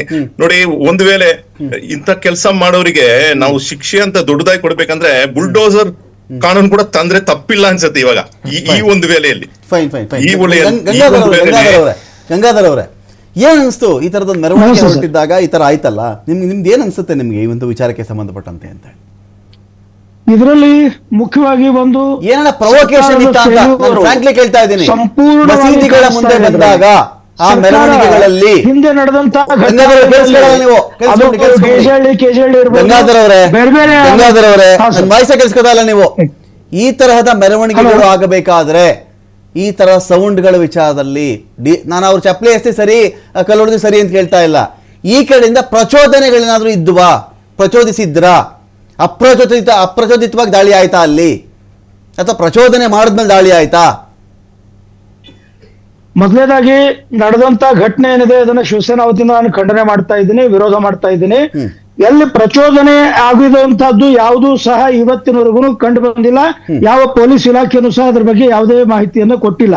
ಅಲ್ಲಿ ಸ್ಥಳೀಯವಾಗಿ ಆ ವಿಡಿಯೋಗಳನ್ನು ನೋಡ್ತಿರ್ಬೇಕಾದ್ರೆ ಯಾವ ರೀತಿಯಾಗಿ ಆ ಪೊಲೀಸರನ್ನೇ ತಳ್ಳಾಡ್ಕೊಂಡು ಪೊಲೀಸರ ಮೇಲೆ ಕಲ್ಲು ತೂರಾಟ ಮಾಡ್ಕೊಂಡು ಅವರು ರೋಷಾವೇಶದಿಂದ ಬರ್ತಾ ಇರುವಂತದ್ದು ನೂರಾರು ವಿಡಿಯೋಗಳು ಇವತ್ತು ಹರಿದಾಡ್ತಾ ಇದ್ದಾವೆ. ಯಾವ ಪ್ರಚೋದನೆ ಆಗಿದೆ ಅಲ್ಲಿ? ಯಾವುದೇ ರೀತಿಯಂತ ಪ್ರಚೋದನೆ ಆಗಿಲ್ಲ. ಶಾಂತವಾಗಿರ್ತಕ್ಕಂಥ ಮೆರವಣಿಗೆ. ನಾಗಮಂಗಲದಲ್ಲಿ ಏನ್ ಪ್ರಚೋದನೆ ಆಗಿತ್ತು, ಮೈಸೂರಲ್ಲಿ ಏನ್ ಪ್ರಚೋದನೆ ಆಗಿತ್ತು, ಯಾವುದೂ ಇಲ್ಲ. ಈ ರೀತಿಯಾಗಿರ್ತಕ್ಕಂಥ ಹವ್ಯಾಸ, ಇದೊಂದು ಮಾನಸಿಕ ವ್ಯಾಧಿ ಈ ರಾಜ್ಯದೊಳಗೆ ಬೇರೂರ್ತಾ ಇದೆ. ಇದಕ್ಕೆ ಮುಖ್ಯ ಕಾರಣ ಅಂತ ಹೇಳಿದ್ರೆ ರಾಜ್ಯ ಸರ್ಕಾರ ಹಿಂದ್ಗಡೆ ಕೆಜೆಹಳ್ಳಿ ಡಿಜೆಹಳ್ಳಿ ಘಟನೆಗಳಾದಾಗ, ಹಳೆ ಹುಬ್ಬಳ್ಳಿ ಘಟನೆಗಳಾದಾಗ ಆ ಕೇಸ್ಗಳನ್ನು ವಾಪಸ್ ತಗೊಂಡು ಇದಕ್ಕೆ ಪ್ರಚೋದನೆ ಕೊಡ್ತಲ್ಲ, ಅದು ಮುಖ್ಯ ಕಾರಣ. ಇದಕ್ಕೆ ಸರ್ಕಾರ ಅವಾಗ ಯಾರು ಆ ರೀತಿ ನಡ್ಕೊಂಡಿದ್ರು ಅವರು ಸರಿಯಾದಂತ ರೀತಿಯೊಳಗೆ ಒಂದು ಇಡೀ ರಾಜ್ಯಕ್ಕೆ ಹೆದರಿಕೆ ಬರೋ ರೀತಿಯೊಳಗೆ ಒಂದೇನಾದ್ರೂ ಶಿಕ್ಷೆಯನ್ನು ಕೊಟ್ಟಿದ್ರೆ ಬಹುಶಃ ಇವತ್ತು ನಾಗಮಂಗಲ ಇರ್ಬೋದು, ಮೈಸೂರು ಇರ್ಬೋದು, ಇದು ಘಟನೆಗಳು ಆಗ್ತಾ ಇರ್ಲಿಲ್ಲ. ಈಗ ಉಮರ್ ಶರೀಫ್ ಅವರು ಒಂದು ಮಾತು ಹೇಳಿದ್ರು, ಇವರು ನಮ್ಮ ಜಮೀರೋದೆಲ್ಲ ಮಾಡ್ಬೇಕಾಗಿತ್ತು, ಖಂಡನೆ ಮಾಡ್ಬೇಕಾಗಿತ್ತು. ಹೇಗ್ರಿ ಮಾಡ್ತಾರೆ? ಅವರೇ ನಿಂತ್ಕೊಂಡು ಹಳೆ ಹುಬ್ಬಳ್ಳಿಗೆ ಬಂದು 10,000 ಕೊಟ್ಟು ಕಿಟ್ ಕೊಟ್ಟು ಒಳಗಡೆ ಇರೋದವ್ರು ನೀವು ಆರಾಮಾಗಿರಿ ಅಂತ ಹೇಳಿ ನಾವೆಲ್ಲ ಇದೀವಿ ಹೊರಗಡೆ ಅಂತ ಹೇಳಿ ಭರವಸೆ ಕೊಡ್ತಿರ್ಬೇಕಾದ್ರೆ ಯಾವ ರೀತಿಯಾದಂತಹ ಅಪೇಕ್ಷೆ ನಾವು ಆ ಸಮಾಜದಿಂದ ಆ ನಾಯಕರಿಂದ ಅಪೇಕ್ಷೆ ಮಾಡ್ಲಿಕ್ಕೆ ಸಾಧ್ಯ ಇದೆ? ಸೊ ಟೋಟಲಿ ಇದೊಂದು ವಿಕೃತವಾಗಿರ್ತಕ್ಕಂತಹ ದಿಕ್ಕಿನೊಳಗೆ ಹೋಗ್ತಾ ಇದೆ. ಬರೀ ಇವತ್ತೊಂದೇ ಅಲ್ಲ, ನಾನು ಇವತ್ತು ಅಬ್ಸರ್ವ್ ಮಾಡಿ ನೋಡಿದ್ದೀನಿ. ಕೇವಲ ಇದೇ ಫೆಬ್ರವರಿ ತಿಂಗಳಲ್ಲಿ 6 ಘಟನೆಗಳಾಗಿದ್ದಾವೆ. ಒಂದಲ್ಲ ಎರಡಲ್ಲ, 4 ಕಡೆ ದಲಿತರ ಮೇಲೆ ದಾಳಿ ಮಾಡಿದ್ದಾರೆ, 2 ಕಡೆಗೆ ಉರುಸಿನ ಸಂದರ್ಭದಲ್ಲಿ ದಾಳಿ ಆಗಿದೆ. ಆದ್ರೆ ಏನ್ ಮಾಡ್ಲಿಕ್ಕೆ ಹೊರಟಿದ್ದಾರೆ ಇವರು? ಕರ್ನಾಟಕ ಒಂದು ತಾಲಿಬಾನ್ ಮಾಡ್ಲಿಕ್ಕೆ ಹೊರಟಿದ್ದಾರೆ. ಅದೇ ಉದ್ದೇಶ ಇದೆಯಾ? ಹಾಗಾದ್ರೆ ಮುಸಲ್ಮಾನ್ ಸಮಾಜ ಹೇಳಿಬಿಡ್ಲಿ, ಹಾಗಾದ್ರೆ ನಿಮ್ಮ ಮೆರವಣಿಗೆಗಳು ನಿಮ್ಮ ಮಸೀದಿ ಬಂದು ಬರೋದು ಬೇಡ. ಹಾಗಾದ್ರೆ ಹಿಂದೂ ಸಮಾಜದಲ್ಲಿ ಹೇಳಬೇಕಾಗುತ್ತೆ, ನೀವು ಸಹ ನಮ್ಮ ದೇವಸ್ಥಾನದ ಎದುರುಗಡೆ ಬರೋದು ಬೇಡ, ನೀವು ಧ್ವನಿವರ್ಧಕ ನಮ್ಮ ದೇವಸ್ಥಾನಕ್ಕೆ ಕೇಳೋದು ಬೇಡ, ನಮ್ಮನಿಗೆ ಕೇಳೋದು ಬೇಡ. ಹಾಗಾದ್ರೆ ಇದೇ ಮಾಡ್ಬೇಕಂತಿದೆ. ಒಂದು ನಿಮಿಷ ಮಾತಾಡ್ತೀನಿ. ಉತ್ಕರ್ಷ್ ಇದರದ್ದು ರೀಸನ್ ಮತ್ತೆ ನಡೀತಾ ಇರಬೇಕಾದಾಗ ಏನ್ ಮಾಡ್ಬೇಕು? ಯಾರ ಪಾತ್ರ ಏನಿದ್ರಲ್ಲಿ? ಸರ್ ನೋಡಿ, ಈ ವಿಚಾರದಲ್ಲಿ 3 ಅಂಶಗಳನ್ನು ನಾವು ಗಮನಿಸಬೇಕು. ಸ್ವಲ್ಪ ಸಮಯ ಕೊಡಿ. 3 ಅಂಶಗಳು. ಮೊದಲನೇದೇನು ಅಂತಂದ್ರೆ, ಅಲ್ಲಿ ನಡೀತಾ ಇದ್ದಂಥದ್ದು ನೇರವಾಗಿ ಹೇಳ್ತೀನಿ, ಯಾವುದೋ ಬೇರೆ ದೇಶದಿಂದ ಬಂದು ನಮ್ಮ ಮೇಲೆ ಆಕ್ರಮಣ ಮಾಡಿದಂತ ಬಾಬರ್, ಶಾಜಹಾನ್, ಔರಂಗಜೇಬ್, ಅಲೆಕ್ಸಾಂಡರ್ನ ಜಯಂತಿ ಅಲ್ಲ, ಅದು ನಮ್ಮ ಶಿವಾಜಿ ಮಹಾರಾಜರ ಜಯಂತಿ ನಡೀತಾ ಇದ್ದಂಥದ್ದು. ಪದೇ ಈ ರೀತಿಯ ದೇಶಕ್ಕೋಸ್ಕರ ಹೋರಾಟವನ್ನ ಮಾಡಿದಂತಹ ವ್ಯಕ್ತಿಗಳ ಜಯಂತಿ ಅದು. ಯಾವುದೋ ಹೋಗ್ಲಿ ಹಿಂದೂ ಸಮಾಜದ ಕಾರ್ಯಕ್ರಮ ಬಿಟ್ಬಿಡ್ರಿ, ಶಿವಾಜಿ ಜಯಂತಿ ಅದು. ಅಂಥ ಸಂದರ್ಭದಲ್ಲಿ ಕಲ್ಲು ತೂರಾಟ ಮಾಡ್ತಾರೆ ಅಂತಂದ್ರೆ ನಿಜವಾಗ್ಲೂ ನಾಚಿಕೆ ಆಗಬೇಕು. ಹೇಸಿಗೆ ರೀತಿಯ ಕೃತ್ಯವನ್ನ ಮಾಡಿರ್ತಕ್ಕಂಥದ್ದು. ಎರಡನೇದು, ಕರ್ನಾಟಕ ಕಂಡಂತ ಅತ್ಯಂತ failed home minister doctor G Parameshwar. Law and order complete ಆಗಿ ಕೊಲ್ಯಾಪ್ಸ್ ಆಗಿ ಸಂಪೂರ್ಣವಾಗಿ ಸತ್ತೋಗಿದೆ ಲಾ ಅಂಡ್ ಆರ್ಡರ್. ಮೂರನೇದು, ನೀವು ಮದ್ದೂರಲ್ಲಾದಾಗ, ಚಿಕ್ಕಮಂಗ್ಳೂರಲ್ಲಾದಾಗ, ಬೆಂಗಳೂರಿನಲ್ಲಿ ಮತ್ತೆ ನೀವು ಗಣೇಶ ಶಿವಾಜಿ ಬಿಟ್ಬಿಡಿ, ಓಂ ಶಕ್ತಿ ರೀ, ವಿಶೇಷವಾಗಿ ದಲಿತ ಸಮಾಜದ ಹೆಣ್ಮಕ್ಳು ಹೆಚ್ಚು ನಂಬತಕ್ಕಂತ ಓಂ ಶಕ್ತಿ ತಾಯಿಯ ಒಂದು ಪ್ರೊಸೆಷನ್ ಆಗ್ಬೇಕಾದ್ರೆ ಅಲ್ಲಿ ಕಲ್ಲು ತೂರಾಟ ಮಾಡ್ತಾರೆ. ಮತ್ತೆ ಮಾಡ್ತಾ ಇರ್ತಕ್ಕಂಥದ್ದು ಯಾರು ಅಂತ ಗಮನಿಸಿದ್ರೆ ಯಾರೋ ಸೀನಿಯರ್ ಗಳಲ್ಲ, ಚಿಕ್ಕ ಸಣ್ಣ ಪುಟಾಣಿ ಮಕ್ಕಳು, ಯುವಕರು ಎಂಜಲು ಉಗಿತಾರೆ, ಕಲ್ಲು ಹೊಡಿತಾರೆ, ಚಪ್ಪಲಿ ಹಾಕ್ತಾರಲ್ರಿ. ಇವ್ರಿಗೆ ಇತಿಹಾಸ ಗೊತ್ತಿದೇನ್ರಿ? ಶಿವಾಜಿ ಮಹಾರಾಜ್ ಮುಸಲ್ಮಾನರಿಗೆ ಎಷ್ಟು ರಕ್ಷಣೆ ಕೊಟ್ಟ ಅಂತ ಶಿವಾಜಿ ಮೇಲೆ ಇವ್ರು ಚಪ್ಪಲಿ ಹಾಕ್ತಾರೆ ಅಂತಂದ್ರೆ ನಿಜವಾಗ್ಲೂ ಹೇಳ್ತೀನಿ. ಆಮೇಲೆ ಇಂಥವ್ರಿಗೆ ಸಹಕಾರ ಕೊಡ್ತಾ ಇರ್ತಕ್ಕಂಥದ್ದು ಯಾರೋ? ಇದೇ ಜಮೀರ್ ಅಹಮದ್ ಖಾನ್, ಇದೇ ಯುಟಿ ಖಾದರ್ ಅಂತಹ ಮುಸಲ್ಮಾನ್ ನಾಯಕರು. ಬಹಳ ಪ್ರಬುದ್ಧವಾಗಿ ಉಮರ್ ಶರೀಫ್ ಅವರು ಮಾತಾಡಿದ್ರು. ಆದ್ರೆ ನಿಜವಾಗ್ಲೂ ಇಂಥ ವಿರೋಧಿಗಳನ್ನ, ದೇಶದ್ರೋಹಿಗಳನ್ನ ಕರ್ಕೊಬಂದು ನೀವು ಜೈಲಲ್ಲಿ ಡಿಜೆಹಳ್ಳಿ ಕೆಜೆಹಳ್ಳಿ ಬಿಡುಗಡೆ ಆದಾಗ ಅವ್ರಿಗೆ ಹೂನಾರ ಹಾಕಿ ದುಡ್ಡು ಕೊಟ್ಟು ಅವ್ರಿಗೆ ನೀವು ಸಹಕಾರ ಕೊಡ್ತೀರಾ ಅಂತಂದ್ರೆ ಇಷ್ಟರ ಮಟ್ಟಿಗೆ ಕಾಂಗ್ರೆಸ್ನ ಸರ್ಕಾರ ಇಳಿದಿ ಅಂತಂದ್ರೆ ನಾಚಿಕೆ ಆಗ್ಬೇಕ್ರಿ. ಆ ಉಮರ್ ಶರೀಫ್ ಅಂತ ಮುಸ್ಲಿಂ ಮುಖಂಡರಿಗೆ ಇರ್ತಕ್ಕಂಥ ಒಂದು ಪ್ರಬುದ್ಧತೆ ಕಾಂಗ್ರೆಸ್ನ ನಾಯಕರುಗಳಿಗಿಲ್ವಲ್ಲ? ಅಥವಾ ಸೋ ಕಾಲ್ಡ್ ನಾನು ಮುಸಲ್ಮಾನ್ ಸಮುದಾಯದ ಸರ್ವೋಚ್ಚ ನಾಯಕರು ಅಂತ ಬಿಂಬಿಸ್ಕೊಳ್ತಕ್ಕಂಥ ನಾಯಕರುಗಳಿಗೆ ಯಾಕಿಲ್ಲ? ಮೊದಲು ಈ ರೀತಿಯ ಯಾರ್ಯಾರು ಕಲ್ಲು ತೂರಾಟ ಮಾಡ್ತಾರೆ ಒದ್ದು ಒಳಗಡೆ ಹಾಕ್ಬೇಕು ಇವ್ರನ್ನೆಲ್ಲ. ಡಿಜೆಹಳ್ಳಿ ಕೆಜೆಹಳ್ಳಿ ಕೇಸ್ಗಳನ್ನು ವಾಪಸ್ ತಗೊಂಡ್ರು. ಕಲಬುರಗಿಯಲ್ಲಿ ಶ್ರೀಮಾನ್ ಪ್ರಿಯಾಂಕ್ ಖರ್ಗೆ ಅವರು ಇದೇ ರೀತಿ ಅಧಿಕಾರಿಗಳ ಮೇಲೆ ಧಮಕಿ ಹಾಕಿದಂತ ಮುಸಲ್ಮಾನ್ ಮುಖಂಡರುಗಳ ಕೇಸನ್ನು ವಾಪಸ್ ತಗೊಂಡ್ರು. ಈ ರೀತಿ ನೀವು ಅವ್ರು ಕೊಟ್ಟು ಕಿರೀಟ ಹಾಕಿ ಸನ್ಮಾನ ಮಾಡಿದ್ರೆ ಇದು ಇವತ್ತು ಇಲ್ಲೇ ನಿಲ್ಲೋದಿಲ್ಲ, ನಾಳೆ ಇಲ್ಲೇ ಎಲ್ಲೋ ಆಗ್ಬೋದು, ಶೇಷಾದ್ರಿಪುರಂ ಅಲ್ಲೋ ಮಲ್ಲೇಶ್ವರಂ ಅಲ್ಲೋ. ಓಕೆ. ನಾನು ರಘು ಅವ್ರನ್ನ ಮಾತಾಡಿಸ್ತೀನಿ. ನಾನು ಬಹಳಷ್ಟು ಪ್ರಶ್ನೆಗಳಿವೆ ಇಲ್ಲಿ. ಇಂಥ ಒಂದು ಪ್ರಕರಣಗಳಾದಾಗ ನಾವು ಜಾಸ್ತಿ ಯೋಚನೆ ಮಾಡಬೇಕಾಗಿರೋದು ಈ ಘಟನೆಯನ್ನು ಒಂದು ಸರ್ಕಾರ ಹೇಗೆ ನೋಡುತ್ತೆ ಅನ್ನೋ ವಿಚಾರ ಇದೆಯಲ್ಲ, ಅದು ರಾಜ್ಯಕ್ಕೆ ಕೊಡ್ತಕ್ಕಂಥ ಸಂದೇಶವಾಗಿರುತ್ತೆ. ನಿಸ್ಸಂಶಯವಾಗಿ ಈ ಘಟನೆ ನಾನು ಹೆಂಗೆ ಟ್ರೀಟ್ ಮಾಡ್ತೀನಿ ಅಂತ ಹೇಳಿ ಮತ್ತದೇ ಕಾನೂನು ಕ್ರಮ ಜರುಗಿಸ್ತೀವಿ, ನಾವು ಯಾರನ್ನೂ ಬಿಡಲ್ಲ, ನೆಲದ ಕಾನೂನು ಎಲ್ರಿಗೂ ಒಂದೇನೆ, ನಾವು ಕ್ರಮ ಜರುಗುತ್ತೆ, ಈಗ ಒಂದಷ್ಟು ಜನ ಅರೆಸ್ಟ್ ಮಾಡಿದ್ದೀವಿ ಅನ್ನೋದು ಇವತ್ತಿಗೆ, ನಾಳೆ ಮಧ್ಯಾಹ್ನಕ್ಕೆ, ನಾಳೆ ಸಂಜೆಗೆ ಓಕೆ. ಇನ್ನೊಂದು 2 ತಿಂಗಳು ಬಿಟ್ಬಿಟ್ಟು ಇನ್ನೇನೋ ಒಂದು ಮೆರವಣಿಗೆ ಮಾಡಿದ್ರೆ ಅದು ಎಲ್ಲಿ ನಿಂತಿತ್ತು ನೋಡಿ, ಅಲ್ಲೇ ನಿಂತಿರುತ್ತೆ. ಅವನು ಯಾರೋ ಅರೆಸ್ಟ್ ಆಗಿರ್ತಾನೆ, ಒಂದಷ್ಟು ಬೇಲ್ ತೊಗೊಂಡಿರ್ತಾರೆ, ಆಚೆ ಬಂದಿರ್ತಾರೆ. ನಮಗೆ ಅದರ ಈಗ ಅವ್ರು ಹೇಳ್ತಾ ಇದ್ರು, ಉಮರ್ ಶರೀಫ್ ಅವರು ಹೇಳಿದ್ರು, ಬುಲ್ಡೋಸರ್ ನ್ಯಾಯ ಬಂದ್ಬಿಡ್ಬೇಕಿಂತ ವಿಚಾರಗಳಿಗೆ. ಅವಾಗಲೇ ಅವ್ರು ಬುದ್ಧಿ ಕಲಿಯೋದು. ಯಾವನೇ ಮಾಡಿದ್ರು ನೀತಿ ಈ ಪಾಲಿಸಿ ಆಗಬೇಕು ಅಂತ ಹೇಳಿ ಯಾವಾಗ ಎಕ್ಸ್ಪೆಕ್ಟ್ ಮಾಡಬಹುದು? ಮೋರೊವರು ಈಗ ಉತ್ಕರ್ಷು ಮಾತಾಡ್ತಾ ಇದ್ರು, ಇವರೆಲ್ಲ ಇಲ್ಲಿ ಇವ್ರ ಕಡೆಯವರೇ ನಿಂತುಬಿಟ್ಟಾಗ, ಅವ್ರಿಗೆಲ್ಲ ಶೀಲ್ಡಾಗಿ ನಿಂತ್ಕೊಂಡ್ಬಿಟ್ಟಾಗ ಏನು ಬೇಕಾದ್ರು ಮಾಡ್ತಾರೆ ಅವರು ಅಂತ ಹೇಳಿ. ಪೂರ್ತಿ ಸುಳ್ಳು ಅದು ಉತ್ಕರ್ಷ್ ಹೇಳಿದ್ರು. ನೋಡಿ ರಮಾಕಾಂತ್, ಮೊದಲನೇದಾಗಿ ಏನು ಯಾವುದೇ ಕರ್ನಾಟಕದಲ್ಲಿ ಕರ್ನಾಟಕವನ್ನ ಶಾಂತಿ ಬೀಡಾಗಿ ಮಾಡೋದು ನಮ್ಮ ಧ್ಯೇಯ. ಯಾರೇ ಯಾವುದೇ ಕಾನೂನನ್ನ ಕೈಗೆತ್ಕೊಳ್ತಕ್ಕಂಥ ಕೆಲಸ ಯಾರೇ ಮಾಡಲಿ, ಎಷ್ಟೇ ದೊಡ್ಡವರೇ ಮಾಡಲಿ, ಯಾವುದೇ ಜಾತಿ, ಧರ್ಮ, ಭಾಷೆ, ಪ್ರದೇಶ ಮಾಡಿದ್ರು ಅದು ಅಕ್ಷಮ್ಯ ಅಪರಾಧ, ಅದು ಕಠಿಣವಾದ ಶಿಕ್ಷೆ ಆಗ್ಲೇಬೇಕು. ಯಾರಾದ್ರೂ ಮಾಡೇ ಮಾಡ್ತೀವಿ. ಈ ಸರ್ವ ಜನಾಂಗದ ಶಾಂತಿಯ ತೋಟದಲ್ಲಿ ಪಾಪಸ್ ಕಳ್ಳಿ ಎಲ್ಲ ಬೆಳೆದ್ಬಿಟ್ರೆ ಕಿತ್ತಾಕ್ತಿವಿ ಅಂತ ಹೇಳ್ತಾರೆ.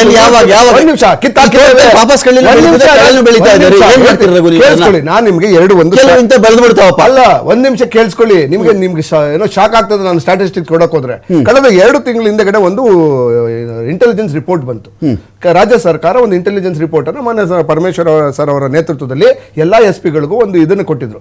ಆ ಇಂಟೆಲಿಜೆನ್ಸ್ ಅಲ್ಲಿ ಒಂದು ಶಾಕಿಂಗ್ ನ್ಯೂಸ್ ಏನು ಅಂತಂದ್ರೆ, ಸರಿಸುಮಾರು 18 ಜಿಲ್ಲೆಗಳಲ್ಲಿ ಕೋಮು ಗಲಭೆಗಳನ್ನ ನಡೆಸಲು ಪಿತೂರಿ ನಡೀತಿದೆ ಅಂತ ಇಂಟೆಲಿಜೆನ್ಸ್ ರಿಪೋರ್ಟ್ ಇದೆ. ಅದನ್ನ ಕೇಂದ್ರ ಸರ್ಕಾರಕ್ಕೂ ನಾವು ಕಳ್ಸಿಕೊಟ್ಟಿದ್ದೇವೆ.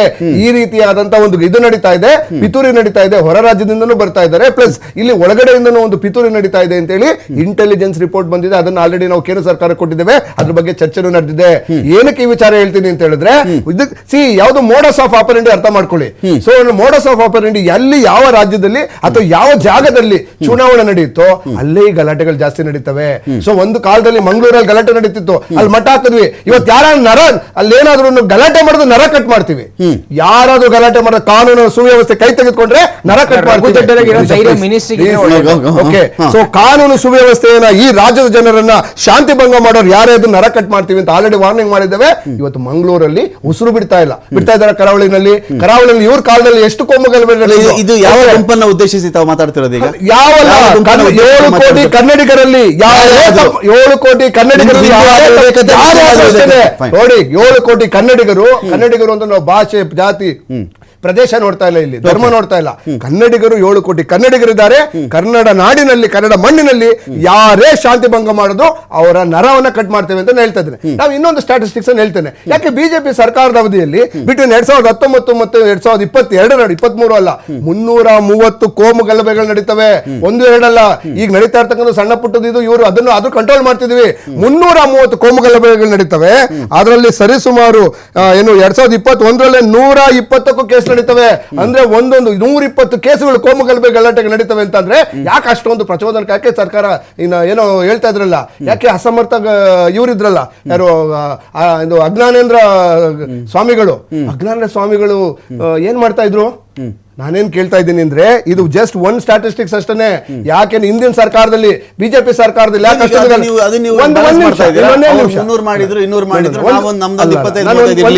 ಇನ್ನೊಂದು 30 ಸೆಕೆಂಡ್ಸ್ ತಗೊಂಡು ಆಮೇಲೆ ತಮ್ಗೆ ಉತ್ತರ ಕೊಡ್ತೇನೆ.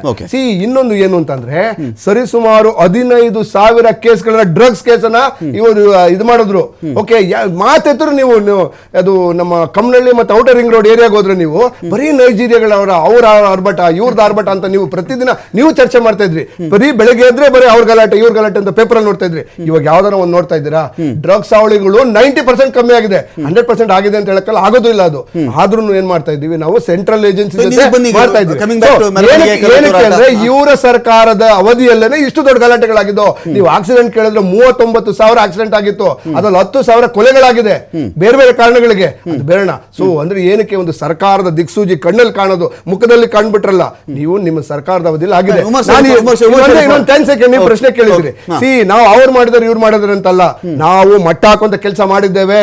ಏನು ಮಂಗಳೂರಿನಲ್ಲಿ ಏನು ಇದನ್ನು ಮಾಡಿದ್ದೇವೆ, ಈಗಲೂ ಅಷ್ಟೇ ನಾವು ಅಲ್ಲಿ ಗಂಗಾಧರ ಕುಲಕರ್ಣಿ ಅವರು ಒಂದು ಪ್ರಶ್ನೆ ರೈಸ್ ಮಾಡಿದ್ರು. ಹೇಳಿ. ಅನೇಕ ಕಡೆ ಇಂಥ ಗಲಭೆಗಳಾದಾಗ ಅವರ ಕೇಸುಗಳನ್ನ ರಾಜ್ಯ ಸರ್ಕಾರದಲ್ಲಿರ್ತಕ್ಕಂಥ ಪ್ರಮುಖ ವ್ಯಕ್ತಿಗಳು ವಾಪಸ್ ತಗೊಂಡ್ಬಿಡ್ತಾರೆ, ಅದನ್ನ ಕೈ ಬಿಟ್ಬಿಡಿ ಅಂತ ಹೇಳ್ತಾರೆ ಅಂದಾಗ ಆ ಒಂದು ಮೆಸೇಜ್ ಇದೆಯಲ್ಲ, ಏನ್ ಮೆಸೇಜ್ ಕೊಡುತ್ತೆ ಕಮ್ಯುನಿಟಿಗೆ? ಆ ಮೆಸೇಜ್ ಕೊಡುತ್ತೆ. ಆಕ್ಚುಲಿ ಒಂದು ಸ್ಟಾಟಿಸ್ಟಿಕ್ಸ್ ಅನ್ನ ನೀವೇ ರೈಸ್ ಮಾಡಿದ್ರಿ, ಒಂದು ಡಿಬೇಟ್ ಕೂಡ ಚರ್ಚೆ ಮಾಡಿದ್ರಿ. 2023 ಜನವರಿಯಲ್ಲಿ ಕೇವಲ 1 ತಿಂಗಳು ಏನು ಸೈಕಲ್ ರವಿ ಇವರನ್ನ ರೌಡಿಯನ್ನ ಮನೆ ಪ್ರಧಾನಮಂತ್ರಿಗಳು ರೌಡಿ ಶೀಟರ್ಗೆ ಫಸ್ಟ್ ಟೈಮ್ ಇಡೀ ಪ್ರಪಂಚದಲ್ಲಿ ಒಬ್ಬ ಪ್ರಧಾನಮಂತ್ರಿ ಸೈಕಲ್ ರವಿ ಅಲ್ಲ ರೀ, ಅದು ಮಂಡ್ಯದಲ್ಲೇ ಹೌದು ಸೈಕಲ್ ರವಿ ಅವರು ಸೈಕಲ್ ರವಿ ಅಲ್ಲ, ಮಂಡ್ಯದ ರೌಡಿಗೆ ನಮಸ್ಕಾರ ಆ ಟೈಮಲ್ಲಿ 24,725 ರೌಡಿ ಶೀಟರ್ ಕೇಸ್ಗಳನ್ನ ವಾಪಸ್ ತೆಗೆದುಕೊಳ್ತಾರೆ. ಅದರಲ್ಲಿ ಸುಮಾರು 30 ಜನ ಬಿಜೆಪಿ ಜಾಯ್ನ್ ಆಗ್ತಾರೆ, 30 ರಿಂದ 40 ಜನ ಬಿಜೆಪಿ ಜಾಯ್ನ್ ಆಗ್ತಾರೆ. ಅದರಲ್ಲಿ ಒಂದಷ್ಟು ಜನ ಬೇರೆ ಬೇರೆ ಇದರಲ್ಲಿ ಕ್ಯಾಂಡಿಡೇಟ್ ಕೂಡ ಆಗ್ತಾರೆ. ಸೊ ಅಂದ್ರೆ ಏನಕ್ಕೆ ಈ ಮಾತು ಹೇಳ್ತಾ ಇದ್ದೀನಿ ಅಂತಂದ್ರೆ, ಬಿಜೆಪಿ ಸರ್ಕಾರದ ಅವಧಿಯಲ್ಲಿ ಏನು ರೌಡಿ ಶೀಟರ್ಗಳು ಎಲ್ಲ ಕೇಸ್ ವಾಪಸ್ ತೆಗೆದುಕೊಂಡ್ರಲ್ಲ, ಆ ಎಲ್ಲಾ ಪುಂಡರ ಈ ಗಲಾಟೆಗಳನ್ನು ಮಾಡ್ತಾ ಇರೋದು. ಓಕೆ, ನಾನು ಹೇಳ್ತಾ ಇನ್ನೊಂದು ಕೇಸನ್ನ ಬಂದಿರಿ. ನಾನು ಉಮರ್ ಶರೀಫ್ ಅವ್ರು ಕೈ ಬಿಡ್ತೇನೆ. ಉಮರ್ ಶರೀಫ್ ಅವರೇ, ರಾಜಕಾರಣಿಯೊಬ್ಬನ ಬಾಯಲ್ಲಿ ಧರ್ಮ ಅಂತ ಬಂದಾಗ ಅದು ಧರ್ಮದ ಪರ ಅಥವಾ ಧರ್ಮದ ವಿರುದ್ಧ ಅನ್ನೋ ವಿಷಯ ನಾವು ಕನ್ಸಿಡರ್ ಮಾಡಬೇಕಾಗತ್ತಾ? ಇಲ್ಲ ಯಾವುದೇ ರಾಜಕಾರಣಿ ಯಾವುದೇ ಧರ್ಮದ ವಿಚಾರ ಜೋರಾಗಿ ಮಾತಾಡ್ತಾ ಇದ್ದಾನೆ ಅಂತ ಹೇಳಿದ್ರೆ ಅದನ್ನು ಬರೀ ವೋಟ್ ಅಂತ ಮಾತ್ರ ನಾವು ಕನ್ಸಿಡರ್ ಮಾಡಬೇಕಾಗತ್ತಾ ಅಂತ? ರಾಜಕಾರಣಿಗೆ ಯಾವ ಮನೆ ಆದರೂ ಬೆಂದು ಹೋಗಲಿ, ಏನು ವಿಚಾರ ಆದರೂ ಬೆಂದು ಹಾಳಾಗಿ ಹೋಗ್ಬಿಡ್ಲಿ, ಅವನು ಕನ್ಸಿಡರ್ ಮಾಡೋದು ಮತ ಮಾತ್ರಣ ಅಂತ, ವೋಟ್. ನೋಡಿ, ರಾಜಕಾರಣ ಇವತ್ತು ಪೊಲಿಟಿಕ್ಸ್ ಬಂದು ಬಿಸ್ನೆಸ್ ಆಗ್ಬಿಟ್ಟಿದೆ. ಯಾರು ಬೇಕಾದ್ರೂ ಎಲ್ಲಿ ಬೇಕಾದ್ರೂ ಕಾನ್ಸ್ಟಿಟ್ಯೂನ್ಸಿನಲ್ಲಿ ಹೋಗಿ ನಾನು ಕೂಡ ಅಲ್ಲಿ ಕ್ಯಾಂಡಿಡೇಟ್ ಆಗಿ ನಿಂತ್ಕೊಳ್ತೀನಿ ಅಂತ ಧೈರ್ಯ ಯಾರಿಗೂ ಇಲ್ಲ. ಒಂದ್ ಕಡೆ ಹೋಗಿ ನೀವು ಒಂದು ಕಾಂಟೆಸ್ಟ್ ಮಾಡ್ಬೇಕಂದ್ರೆ ಒಂದು 25 ಕೋಟಿ ಇಲ್ಲ 50 ಕೋಟಿ ಬೇಕಿದೆ ಅಂತ ಹೇಳ್ತವ್ರೆ ಯಾವ್ದಾದ್ರು ಒಂದು ಕ್ಯಾಂಡಿಡೇಟ್. ಸೊ ಇದ್ರಲ್ಲೇ ನಮ್ಗೆ ಗೊತ್ತಾಗ್ಬಿಟ್ಟಿದೆಲ್ಲ ನಮ್ ಪರಿಸ್ಥಿತಿ ಹೇಗಿದೆ ಅಂತ. ಯಥಾ ರಾಜ ತಥಾ ಪ್ರಜಾ ಅಂತ ಹೇಳ್ಕೊಳ್ತಾರೆ. ಅಂದ್ರೆ ಜನರು ಹೇಗೆ ಅದೇ ರೀತಿನೇ ರಾಜನೂ ಇರ್ತಾನೆ, ರಾಜ ಹೇಗಿರ್ತಾನೋ ಅದೇ ರೀತಿನೇ ಪ್ರಜೆನೂ ಕೂಡ ಇರ್ತಾರೆ. ಇವಾಗ ಯಾಕೆ 50 crores ಖರ್ಚಾಗತ್ತೆ ಒಂದು ಕಾನ್ಸ್ಟಿಟ್ಯೂನ್ಸಿನಲ್ಲಿ ನಾನು ಕ್ಯಾಂಡಿಡೇಟ್ ಆಗ್ಬೇಕಂದ್ರೆ? ಅಲ್ಲಿರೋ ಜನರಿಗೆಲ್ಲ ನಾನು ಹಂಚ್ಬೇಕಾಗಿರುತ್ತೆ. That is the whole concept. ಅಂದ್ರೆ ಜನರು ಕೂಡ ಬದಲಾವಣೆ ಆಗ್ಬೇಕಾಗಿದೆ. ನಾವು ಹೇಗಿದೀವೋ ಅದ್ರ ತಕ್ಕಂತೆನೆ ನಮ್ಮ ರಾಜ, ನಮ್ಮ CM ಆಗ್ಲಿ, ನಮ್ಮ ಮಿನಿಸ್ಟರ್ಗಳಾಗ್ಲಿ, ನಮ್ಮ MLA ಎಲ್ಲ ಅದೇ ರೀತಿನೇ ಬರ್ತಾರೆ. ಸೊ ನಮ್ಮ ಜನರಲ್ಲಿ ಡೆಮೋಕ್ರಸಿ ಎಲ್ಲಿ ತುಂಬಿ ಬಂದಿದೆ ಅಂತ ನಾನು ಪ್ರಶ್ನೆ ಇರೋದು. ಜನರಲ್ಲಿನೇ ಇವತ್ತು ಅದು ಒಂದು ವ್ಯಾಕ್ಯೂಮ್ನೆಸ್ ಇದೆ, ಒಂದ್ ರೀತಿ ಅಲ್ಲಿ ಲ್ಯಾಕ್ಯೂನೇ ಇದೆ. ಸರ್, ಇದ್ರ ಜೊತೆಗೆ ಒಂದು ಮಾತು ಹೇಳ್ಬೇಕು.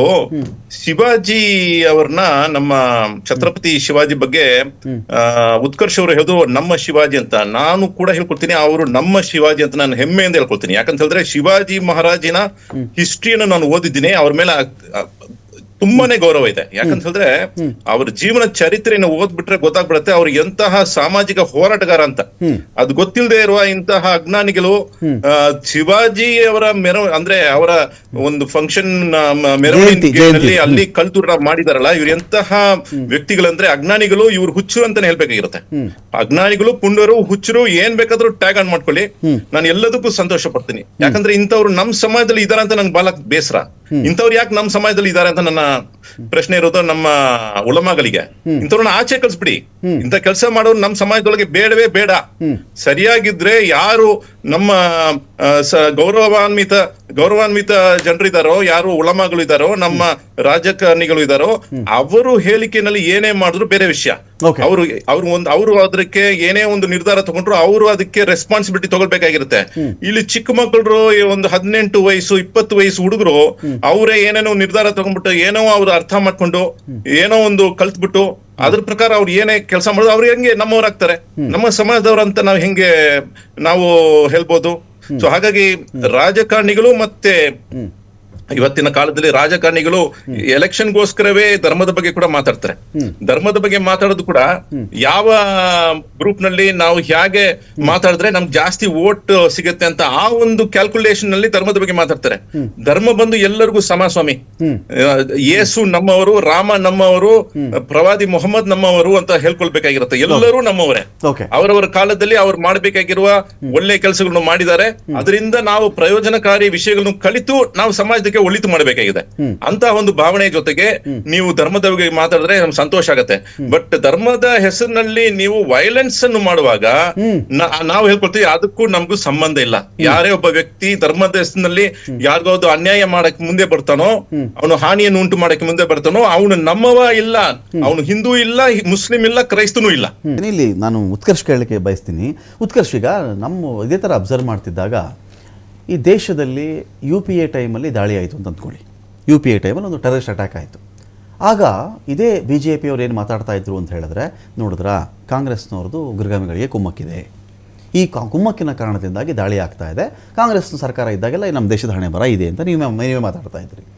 ಈಗ ನಿಮ್ಮ ಅವಧಿಯಲ್ಲಿ ಇದೇ ಥರ ದಾಳಿ ಆದಾಗ ನೋಡಿ, ಪಾಕಿಸ್ತಾನದವ್ರು ದಾಳಿ ಮಾಡ್ತಿದ್ದಾರೆ, ಎರಡೂ ಕಡೆ ಶೀಲ್ಡ್ ತೊಗೊಂಡ್ಬಿಡ್ತಿರಲ್ಲ ಹೆಂಗೆ ನೀವು? ಎರಡೂ ಕಡೆಗಳಲ್ಲೂ ಕೂಡ ನಿಮ್ಮ ಅವಧಿಯಲ್ಲಿ ದಾಳಿ ಆದಾಗ ಅವಾಗ BJP ಸರ್ಕಾರದ ಹಣೆ ಬರನೇ ಇದು, ಇವ್ರು ಸರಿಯಾಗಿ ಗಡಿ ಕಾಪಾಡಲ್ಲ ಅಂತ ನೀವು ಮಾತಾಡಲ್ಲ. ಬೇರೆ ಕಾಂಗ್ರೆಸ್ ಸರ್ಕಾರದ ಟೈಮಲ್ಲಿ ದಾಳಿ ಆದ ತಕ್ಷಣ ಕಾಂಗ್ರೆಸ್ ಹಣೆ ಬರನೇ ಇಷ್ಟು ಅಂತೀರಿ. ಯಾವಾಗ ನಮ್ಮ ಜನಕ್ಕೆ ಏನಂದ್ರೆ ಅವ್ರನ್ನ ತಂದ್ರು ಕಷ್ಟ, ನಿಮ್ಮನ್ನ ತಂದ್ರು ಕಷ್ಟ, ಈ ತರ ಸನ್ನಿವೇಶ ಇದು. ಕಾಂಗ್ರೆಸ್ ಇದ್ದಾಗ BJP ಇದ್ದಾಗ ಕೇಂದ್ರ ಕಂಪ್ಯಾರಿಸನ್ ಮಾಡಿ ಅತಿ ಹೆಚ್ಚು ದಾಳಿಗಳಾಗಿರ್ತಕ್ಕಂಥದ್ದು ಕಾಂಗ್ರೆಸ್ ಇದ್ದಂತ ಸಂದರ್ಭದಲ್ಲೇ. ಆಮೇಲೆ ನಮ್ಮ BJPಯಲ್ಲಿ ಸಾಫ್ಟ್ ಪಾಲಿಟಿಕ್ಸ್ ಇಲ್ಲ. ಈ ವಿಚಾರ ಬಂದಾಗ, ರಾಷ್ಟ್ರೀಯ ಹಿತಾಸಕ್ತಿ ಅಂತ ಬಂದಾಗ, ಪುಲ್ವಾಮಾ ಅಟ್ಯಾಕ್ ಇರ್ಬೋದು, ಪಹಲ್ಗಾಮ್ ಇರ್ಬೋದು, ಅನೇಕ ಸಂದರ್ಭಗಳಲ್ಲಿ ಪಾಕಿಸ್ತಾನ ನುಗ್ಗಿ ಹೊಡೆದಿದ್ದೀವಿ ಅವ್ರಿಗೆ. ಈಗ ಇಲ್ಲಿ ಕರ್ನಾಟಕದ ಮಟ್ಟಿಗೆ 100% ನಾವು ಯಾವ ಉತ್ತರ ಕೊಡಬೇಕೋ ದಿಟ್ಟ ಉತ್ತರವನ್ನು ಕೊಡೋ ಅಂತ ಕೆಲಸ ಮಾಡಿದೀವಿ ನಾವು. ಬಿಡಿ ಅದನ್ನ ಬೇರೆಯವರು ಕಾಂಗ್ರೆಸ್ ನಂತವರು ಕೆಲವು ಸ್ವಯಂ ಘೋಷ ಬುದ್ಧಿಜೀವಿಗಳು ರಾಜಕೀಯಕ್ಕೆ ಮಾಡಿ ಅಂತ ಹೇಳಿದ್ರೆ ಅವ್ರಿಗೆ ದೇಶದ ಬಗ್ಗೆ ಏನ್ ಭಾವನೆ ಇದೆ ಅಂತ ಗೊತ್ತಾಗ್ತದೆ. ಈಗ ಕರ್ನಾಟಕದ ಮಟ್ಟಿಗೆ ಹೇಳ್ಬೇಕು, 330 ಗಲಭೆ ನಿಮ್ಮ ಅವಧಿಯಲ್ಲಿ ರಾಜ್ಯದಲ್ಲಿ ಆಯ್ತು ಅಂದ್ರೆ ಅವಾಗ ಅವ್ರು ನೋಡಿ ಯಾವ್ದೋ ಬರ್ಕೊ ಬಂದ್ಬಿಟ್ಟು ಸ್ಟಾಟಿಸ್ಟಿಕ್ಸ್ ಹೇಳಿದ್ರೆ ಅವ್ರು ಅಥೆಂಟಿಕೇಟೆಡ್ ಇಟ್ಕೊಳ್ಳಿ, ಅದನ್ನ ಯಾರು ಒಪ್ಪೋದಿಲ್ಲ. ಈಗ ಬಹಳ ಸ್ಪಷ್ಟವಾಗಿ ಹೇಳ್ತೀನಿ ಸರ್, ಕರ್ನಾಟಕದ ಮಟ್ಟಿಗೆ ಹೇಳ್ಬೇಕು ಅಂತಂದ್ರೆ ಇಂತ ಯಾರು ಕಿಡಿಗೇಡಿಗಳಿದ್ದಾರೆ ಒದ್ದು ಇವ್ರನ್ನ ಒಳಗಡೆ ಹಾಕಿದ್ರೆ ಮಾತ್ರ ಇದಕ್ಕೆ ಉತ್ತರ ಸಿಗುವಂತದ್ದು. DJ ಹಳ್ಳಿ KJ ಹಳ್ಳಿ ಘಟನೆ ಆದಾಗ ಒಬ್ಬ MLA ಮನೆ ಸುಟ್ಟಾಕ್ತಾರ್ರಿ, ಅವ್ನು ಯಾರು ಅದೇ ಕಾಂಗ್ರೆಸ್ ಪಾರ್ಟಿಯಲ್ಲಿ ಇದ್ದಂತ ಅಖಂಡ ಶ್ರೀನಿವಾಸ ಮೂರ್ತಿ ಅವ್ರ ಮನೆ ಸುಟ್ಟಾಕ್ದಾಗ ಅಂತ ಒಬ್ಬೊಬ್ಬರನ್ನು ಒದ್ದೊಳಗಡೆ ಹಾಕಿದಾಗ ಜಮೀರ್ ಅಹಮದ್ ಖಾನ್ ರಂತ ಒಬ್ಬ ಕಾಂಗ್ರೆಸ್ ನ ಸ್ವಯಂ ಘೋಷಿತ ಸರ್ವೋಚ್ಚ ಮುಸಲ್ಮಾನ್ ನಾಯಕರು ಜೈಲ್ ಹತ್ರ ಹೋಗಿ ಅವ್ರಿಗೆ ಹೂನಾರ ಹಾಕಿ ಅವ್ರಿಗೆ ದುಡ್ಡು ಕೊಟ್ಟು, ಯಾವ ಕಾರಣಕ್ಕೆ ನೀವು ಮಾಡಿದ್ರಿ, ಅವ್ರನ್ನ ದೇಶಕ್ಕೋಸ್ಕರ ದುಡ್ದಿದ್ರೇನ್ರಿ, ಅಥವಾ ದೇಶಕ್ಕಾಗಂತ ಸೈನಿಕರ ಯಾರ್ರಿ ಅವರು? ಹಿಂದೂ ಕೇಳಿದ್ವಿ ನಾವು ಆ ಟೈಮಲ್ಲಿ. ಜಮೀರ್ ಅವ್ರನ್ನ ಕೇಳದೆ ಬಿಡ್ಲಿಲ್ಲ ಉತ್ಕರ್ಷ್. ಅವಾಗ ಏನ್ ಹೇಳಿದ್ರು ಗೊತ್ತಾ ಸರ್, ಯಾರನ್ನ ತುಂಬ್ಕೊಂಡು ಹೋಗ್ಬಿಟ್ಟಿದ್ದಾರೆ, ಮಾಡಿದವ್ರೆ ಯಾರೋ ಪಾಪ, ಇವನಲ್ಲಿ ವ್ಯಾಪಾರ ಬಂದಿದ್ದ, ಊಟಕ್ಕೆ ಹೋಗಿದ್ದ. ಅದೇ ಸರ್, 12 ಗಂಟೆ ಚಿಕ್ಕಮಂಗ್ಳೂರು ಹೇಳಿದ್ರಲ್ಲ ಪಾನಿಪುರಿ ತಿನ್ನಕ್ಕೆ ಕೊತ್ಮಿರಿ ತರಕ್ ಹೋಗಿದ್ರ ಅನ್ಸತ್ರಿ. ಜಮೀರ್ ನೋಡಿ ಸರ್, ಜಮೀರ್ ಅಹಮದ್ ಖಾನ್ ಒಬ್ಬ ಸಚಿವರು ಇದಾರೆ, ಸ್ವಲ್ಪ ಪ್ರಬುದ್ಧತೆ ಇಟ್ಕೊಂಡು ಮಾತಾಡ್ಬೇಕು. ಸುಮ್ನೆ ಕಾಗಕ್ಕ ಗುಬ್ಬಕ್ಕ ಕತೆ ಹೇಳಿದ್ರೆ ಜನ ಯಾರು ಕೇಳೋದಿಲ್ಲ. ಬಹಳ ಸ್ಪಷ್ಟವಾಗಿ ಇದಾಗ್ತಾ ಇದೆ. ಇವತ್ತು ಬಾಗಲಕೋಟೆಯಲ್ಲಿ ಆಗಿರ್ತಕ್ಕಂಥ ಘಟನೆಯಲ್ಲೂ ಇಷ್ಟೇ ಆಗದ್. ನಾನೇ ಹೇಳ್ಕೊಟ್ಬಿಡ್ತೀನಿ, ರಿಪೋರ್ಟ್ ಕೊಡ್ತೀನಿ, ಸಿದ್ದರಾಮಯ್ಯನವರು ರಿಪೋರ್ಟ್. ಅವ್ರೆಲ್ಲರೂ ಏನು ಮಾಡೋದಿಲ್ಲ, ಒಂದು ಕೇಸ್ ಕೂಡ ಹಾಕೋದಿಲ್ಲ. ಇನ್ನ ಬಿಟ್ರೆ ನಮ್ಮ ಹಿಂದೂ ಕಾರ್ಯಕರ್ತರಿಲ್ಲ ಸರ್, ಅದು ಬಹುಶಃ ಕಾಂಗ್ರೆಸ್ ಅವ್ರು ನಿಸೀಮ್ ಆ ರೀತಿಯ ರಾಜಕೀಯ ಮಾಡೋದ್ರಲ್ಲಿ. ಹಾಗಾಗಿ ಬಹಳ ಸ್ಪಷ್ಟವಾಗಿ ಹೇಳ್ತೀನಿ, ಲಾ ಅಂಡ್ ಆರ್ಡರ್ ಕೊಲ್ಯಾಪ್ಸ್. ಪಾಪ ನೀವು ಮತ್ತೆ ಗೃಹ ಸಚಿವರನ್ನ ಕೇಳಿದ್ರೆ ಅವ್ರಿಗೆ ಗೊತ್ತಿರಲ್ಲ, ತುಮಕೂರಲ್ಲಿ ಆದ್ರೇನೆ ಗೊತ್ತಿರಲ್ಲ, ಬಾಗಲಕೋಟೆ ವಿಷಯ ಕೇಳಿದ್ರೆ ಅವ್ರಿಗೆ ಏನ್ ಗೊತ್ತಿರುತ್ತೆ. ಹಾಗಾಗಿ ಈ ರೀತಿಯ ಒಬ್ಬ ಅಸಮರ್ಥ ಗೃಹ ಸಚಿವರಿದ್ದಾಗ ಈ ರೀತಿಯ ಘಟನೆಗಳು ಆಗ್ತಾ ಇರತ್ರಿ. ಅದಕ್ಕಿಂತ ದುರ್ದೈವ ಇವ್ರನ್ನ ಸನ್ಮಾನ ಮಾಡಿದ್ರೆ ಅವ್ರು ಏನ್ ಬೇಕಾದ್ರೂ ಮಾಡ್ತಾರೆ, ಯಾರ ಮನೆ ಮೇಲೆ ಬೇಕಾದ್ರೂ ಬಾಂಬ್ ಹಾಕ್ತಾರೆ. ಆಮೇಲೆ ಅತ್ಯಂತ ದುರ್ದೈವ ಸರ್, ಶಿವಾಜಿ ಮಹಾರಾಜರ ಮೇಲೆ ನೀವು ಚಪ್ಪಲಿ ಹಾಕ್ತೀರಂದ್ರೆ ಇನ್ನೇನ್ರಿ ನೀವು? ಈಗ ರಘು ಟಿಪ್ಪು ಸುಲ್ತಾನ ಶಿವಾಜಿ ಒಂದು ಸನ್ಮಾನ, ಇನ್ನೊಂದು ಕೇಸ್ ವಿತ್ಡ್ರಾವಲ್ಲು, ಇನ್ನೊಂದು ನನಗೆ ಮಾಹಿತಿ ಇಲ್ಲ, ನಾನು ಮಾಹಿತಿ ತರಿಸ್ಕೊಳ್ತೀನಿ ಅಂತ ಹೇಳುವ ವೇಳೆಗಾಗಲೇ ಮಾಧ್ಯಮದಲ್ಲಿ ಏನಾಗುತ್ತೆ ಅಂದರೆ, ಇವತ್ತು ರಘು ನಾನು ಕೇಳ್ತಾ ಇದ್ದೀನಿ, ಈ ಇಶ್ಯೂ ನಾನು ಕೇಳ್ತಾ ಇದ್ದೀನಿ, ರಘು ನನ್ನ ಡಿಬೇಟಲ್ಲಿ ಇದ್ದಾರೆ. ರಘು ನಾನು ಕೇಳಿದ್ರೆ ನನಗೆ ಬಾಗಲಕೋಟೆ ಕಲ್ಲು ತೂರಾಟದ ಬಗ್ಗೆ ಇನ್ನಷ್ಟೇ ಮಾಹಿತಿ ನನಗೆ ಬರಬೇಕಾಗಿದೆ, ಒಬ್ಬನ್ನೇನೋ ಬಂಧಿಸಿದ್ದಾರೆ ಅಂತ ನನಗೊಂದಷ್ಟು ವಿಷಯ ಗೊತ್ತಾಗ್ತಾ ಇದೆ, ನಾನು ಪೂರ್ತಿ ಮಾಹಿತಿ ತರಿಸ್ಕೊಂಡು ಮಾತಾಡ್ತೀನಿ ಅಂತ ಹೇಳಿದ್ರೆ ಇವತ್ತು ಕಳ್ಕೊಂಡ್ರಿ ನೀವು, ಅರ್ಥಾತ್ ಇವತ್ತು ನೀವು ಜಾರ್ಕೊಂಡ್ರಿ ಅಂತ, ಇವತ್ತು ತಪ್ಪಿಸ್ಕೊಂಡ್ರಿ ನೀವು ಅಂತ. ಇನ್ನೂ ಒಂದು ವರ್ಡ್ ಬಳಸ್ತೀನಿ, ಪಲಾಯನ ಮಾಡಿದ್ರಿ ಅಂತ, ಅಥವಾ ಎಸ್ಕೇಪ್ ಆದ್ರಿ ಅಂತ. ನಾಳೆ ಬರೋಷ್ಟೊತ್ತಿಗೆ ಇನ್ನೊಂದು ವಿಷಯ, ನಾಳೆ ನೀವು ಸಿಕ್ಕಾಗ ಅವತ್ತಿಗೆ ಇನ್ನೇನೋ ಘಟನೆ ಇರ್ತದೆ, ಅವತ್ತು ಕೇಳಿದಾಗ ಇಲ್ಲ ನನಗೀಗಷ್ಟೇ ಆ ಒಂದು ಮಾಹಿತಿ ಬರ್ತಾ ಇದೆ, SP ಬಳಿ ನಾನು ಮಾತಾಡಿದ್ದೀನಿ, ನೋಡೋಣ ಅಂದರೆ ಮುಗೀತು. ಹೀಗೆ ಇದು ಪಲಾಯನ ಮಾಡ್ಕೊಂಡು ಹೋಗಕ್ಕಾಗತ್ತೆ ಇಂಥ ವಿಷಯಗಳಲ್ಲಿ ಅಂತ. ನೋಡಿ ರಮಾಕಾಂತ್, ಒಂದು ವಿಚಾರ ದಯವಿಟ್ಟು ನಾವೆಲ್ಲರೂ ರಾಜ್ಯದ ಜನತೆ ವಾಚ್ ಮಾಡ್ತಾ ಇದ್ದಾರೆ, ನಾವು ತಪ್ಪು ಮಾಹಿತಿಯನ್ನು ಕೊಡಬಾರ್ದು, ರಾಜ್ಯದ ಜನತೆಗೆ ಒಳ್ಳೆ ಮಾಹಿತಿಯನ್ನು ಕೊಡಬೇಕು. ಸೊ ಈಗ DJ ಹಳ್ಳಿ KJ ಹಳ್ಳಿ ಗಲಾಟೆ ಯಾರ ಸಮಯದಲ್ಲಿ ಆಗಿದ್ದು? ಇವ್ರದೇ BJP ಸರ್ಕಾರದಲ್ಲಿ ಅವಧಿ ಆಗಿದ್ದು. ಅದೇ ಧಾರವಾಡದಲ್ಲಿ ಗಲಾಟೆ ಆಗಿದೆ ಯಾರ್ದು? ಇದೇ ಸರ್ಕಾರದ ಅವಧಿಯಲ್ಲಿ. ಅಂದ್ರೆ BJPಯ ಅಸಮರ್ಥತೆಯಿಂದ, ಅಂದಿನ BJP ಸರ್ಕಾರದ ವೈಫಲ್ಯದಿಂದ, ಅಸಮರ್ಥತೆ ತಾಕತ್ತಿಲ್ಲದೆ ಇರೋದ್ರಿಂದ, ಕಾನೂನು ಸುವ್ಯವಸ್ಥೆಯಿಂದ ಕಾಪಾಡೋ ತಾಕತ್ತಿಲ್ಲದೆ ಇರೋದ್ರಿಂದ DJ ಹಳ್ಳಿ KG ಹಳ್ಳಿ ಆಯ್ತು, ಯಾರನ್ನ ಆಗ್ಲಿ, ಯಾವ ಧರ್ಮ ಭಾಷೆ ಜಾತಿ ಪ್ರದೇಶ ಆದ್ರೂ ಪರವಾಗಿಲ್ಲ, ಕಾನೂನೇನೆ. ಅದನ್ನ ನೀವು ಕಂಟ್ರೋಲ್ ಮಾಡೋ ಸಾಮರ್ಥ್ಯ ಇಲ್ದಿರಾ ಗಲಾಟೆಗಳಿತ್ತು, ಧಾರವಾಡದಲ್ಲಿ ಗಲಾಟೆ ಆಯ್ತು, ಎಲ್ಲ ಆಯ್ತು. ಅರಗಜ್ಞಾನೇಂದ್ರ ಅವರು ಒಂದು ಮಾತಾಡಿದ್ರು, ಚಂದ್ರು ಅಂತ ಒಬ್ಬ ಇಲ್ಲಿನ ಕೊಲೆ ಆಯ್ತು. ಆ ಚಂದ್ರು ಕೊಲೆ ಆದಾಗ ಕಮಿಷನರ್ ಒಂದ್ ಮಾತು ಹೇಳ್ತಾರೆ, ಇವರು ಅರಗಜ್ಞಾನೇಂದ್ರ ಅವ್ರು ಒಂದ್ ಮಾತು ಹೇಳ್ತಾರೆ. ಅಂದ್ರೆ ಆ ಕಮಿಷನರು ಮತ್ತೆ ಅರಗಜ್ಞಾನೇಂದ್ರ ಅವ್ರ ನಡುವೆನೇ ತಿಕ್ಕಾಟ ನಡೀತಿತ್ತು. ಅಂದ್ರೆ ಯಾವಾಗ್ಲೂ ಒಬ್ಬ ಪ್ರಬುದ್ಧ ರಾಜಕಾರಣಿ ಆದವರು, ಪ್ರಬುದ್ಧ ಮಿನಿಸ್ಟರ್ ಯಾವಾಗ್ಲೂ ರಾಜ್ಯಕ್ಕೆ ತಪ್ಪು ಮಾಹಿತಿ ಹೇಳ್ಬಾರ್ದು ಅಂತ ಹೇಳಿ ಮೊನ್ನೆ ಪರಮೇಶ್ವರ್ ಅವರಿಗೆ ಮಾಹಿತಿನೇ ಇಲ್ಲ ರೀ. ಪರಮೇಶ್ವರ್ ಅವ್ರಿಗೆ ಮಾಹಿತಿನೇ ಇಲ್ಲ, ಮಾಹಿತಿ ಕೊರತೆ ಇರುತ್ತೆ. ಈ ತಪ್ಪು ಹೇಳ್ಬಾರ್ದು ರಘುನಂದನ್ ಅವರೇ, ಬಹಳ ಮಾಹಿತಿ ಇದೆಯಾ ಪರಮೇಶ್ವರ್ ಅವರು ಯಾಕೆ ಅಂತಂದ್ರೆ ಇವರಂತ ಅರಗಜ್ಞಾನೇಂದ್ರಗೆ ಅಜ್ಞಾನೇಂದ್ರ ಅಲ್ಲ ಅವರು. ಪರಮೇಶ್ವರ್ ಅವರು ಗೊತ್ತಿಲ್ಲ ರಾಜಕಾರಣಿ. ಇದೇ ಕೇಂದ್ರ ಸರ್ಕಾರ ಇಡೀ ದೇಶದಲ್ಲೇ ಬೆಂಗಳೂರು ಇಸ್ ಸೇಫೆಸ್ಟ್ ಸಿಟಿ ಅಂತ ಸರ್ಟಿಫೈ ಮಾಡಿದೆ. ನಾನೆಲ್ಲ ಮಾಡಿರೋದು. ಯಾಕೆ ಮಾಡಿದ್ರು? ಅದ್ ಯಾಕೆ ಅಂತಂದ್ರೆ ಮಾನ್ಯ ಪರಮೇಶ್ವರ್ ಅವರ ಕೀರ್ತಿ ಅದು. ಮನೆ ಪರಮೇಶ್ವರ್ ಅವರು ಬೆಂಗಳೂರಲ್ಲಿ ಅದೇ 2 ತಿಂಗಳಿಂದ ಈ ರಿಪೋರ್ಟ್ ಅನ್ನು ಕೇಂದ್ರ ಸರ್ಕಾರಕ್ಕೆ ಕೊಟ್ಟಿದ್ದೇವೆ, ಮನೆ ಅಮಿತ್ ಶಾ ಅವರಿಗೆ ಕಳಿಸಿದ್ದೇವೆ. ಈ ರೀತಿಯಾದಂತಹ ಕೋಮು ಗಲಭೆ CRPF ಕೇಳಿದಿರ ಅಲ್ಲಿಂದ ಅಲ್ಲ,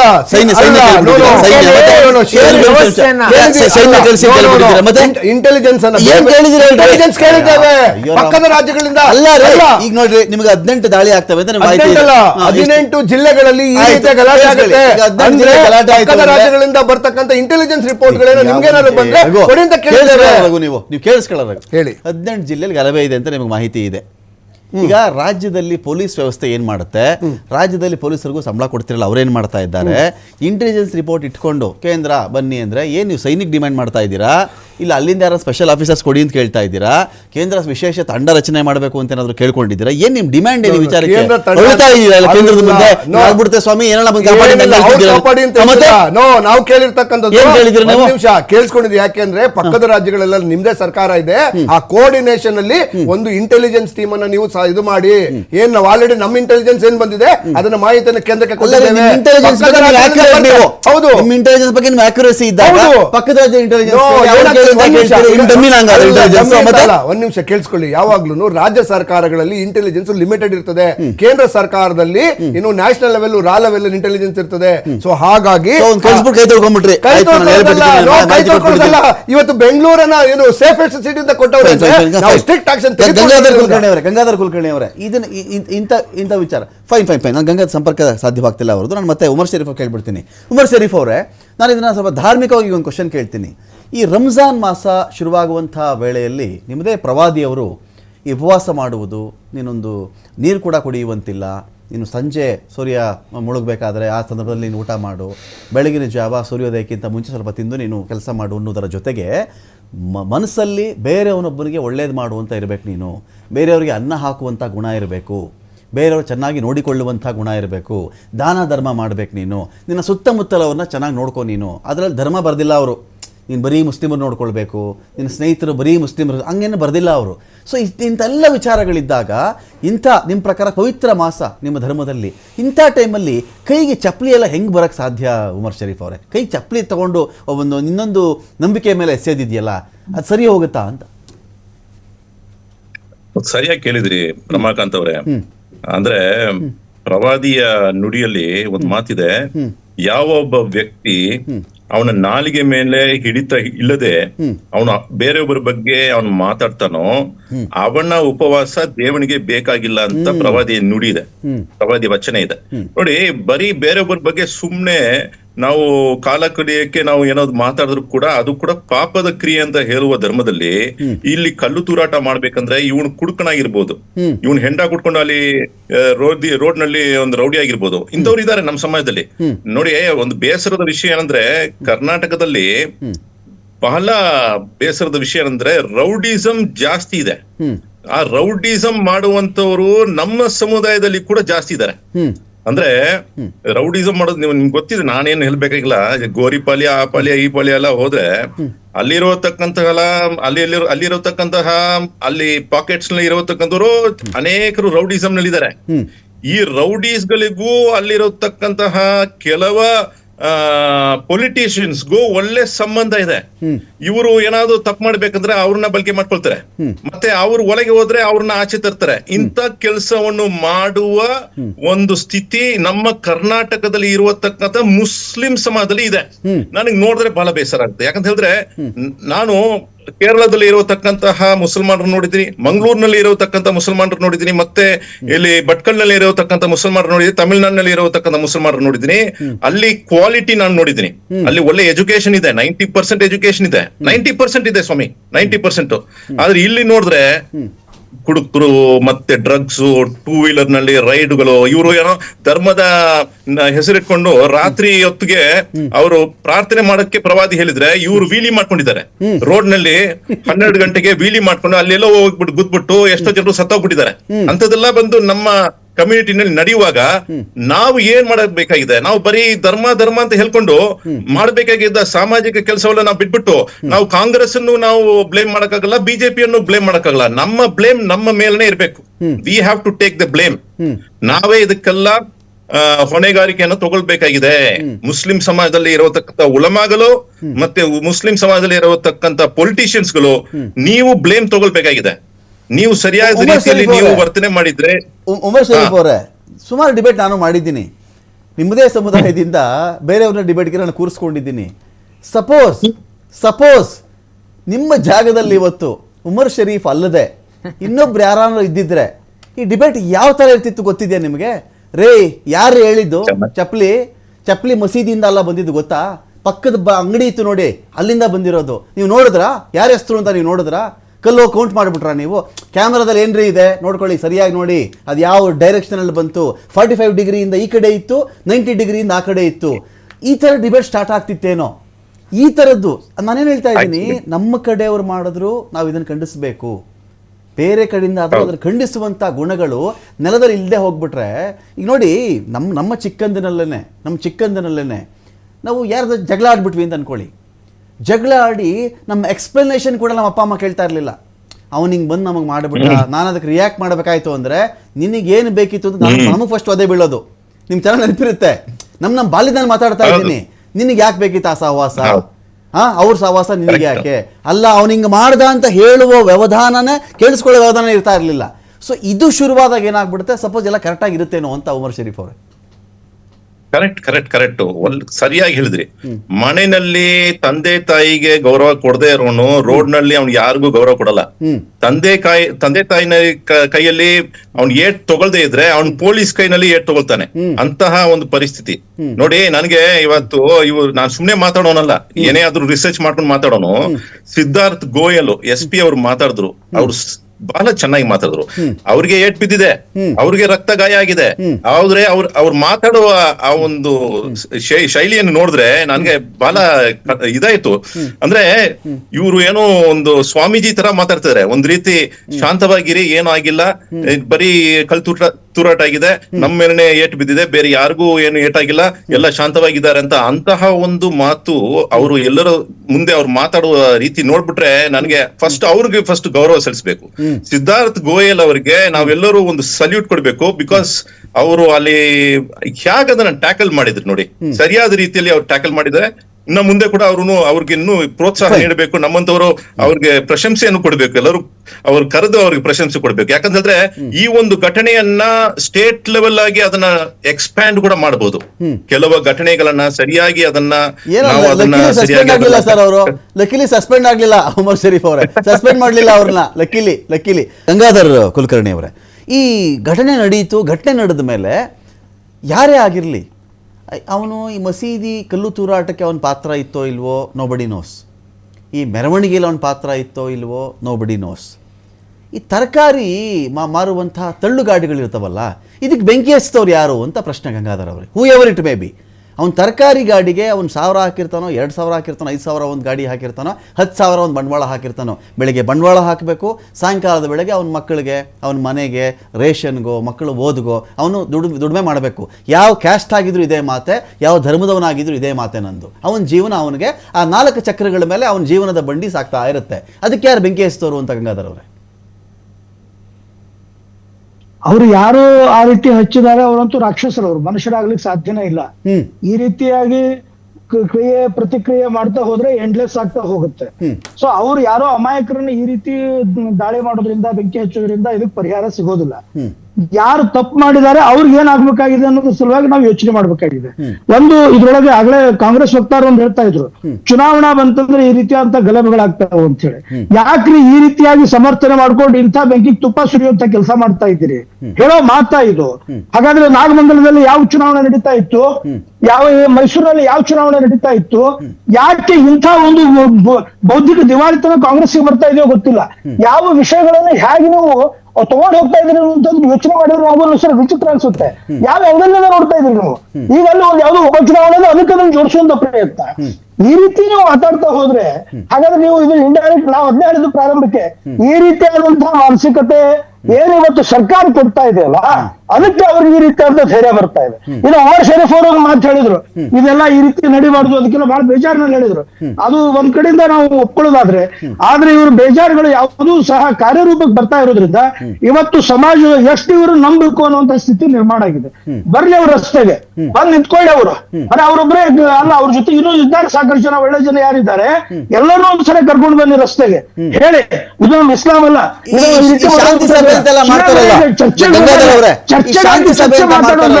ಬರ್ಲಿ ಅವರು ರಸ್ತೆಗೆ, ಈಗ ಕೆಲಸ ಮಾಡ್ಲಿ. ಈ ಶಾಂತಿ ಸಭೆ ಅಂತೆಲ್ಲ ಮಾಡ್ತಾರೆ, ಕೇಳಿಸ್ಕೊಂಬಿಡಿ ಒಂದು ನಿಮಿಷ. ಶಾಂತಿ ಸಭೆ ಮಾಡ್ತಾರಲ್ಲ, ಶಾಂತಿ ಸಭೆ ಅಂತ ಮಾಡ್ತಾರಲ್ಲ, ಮತ್ತೊಂದ್ಸರಿ ಅದೇ ಹೇಳೋದು. ಈ ರೀತಿಯಾಗಿ ಮಾಡ್ತಾ ಹೋಗೋದ್ರಿಂದ ಇದು ಆದಿವಾಸ ಆಗುತ್ತೆ, ಇದನ್ನ ಸಮಾಜ ಒಪ್ಪಲ್ಲ.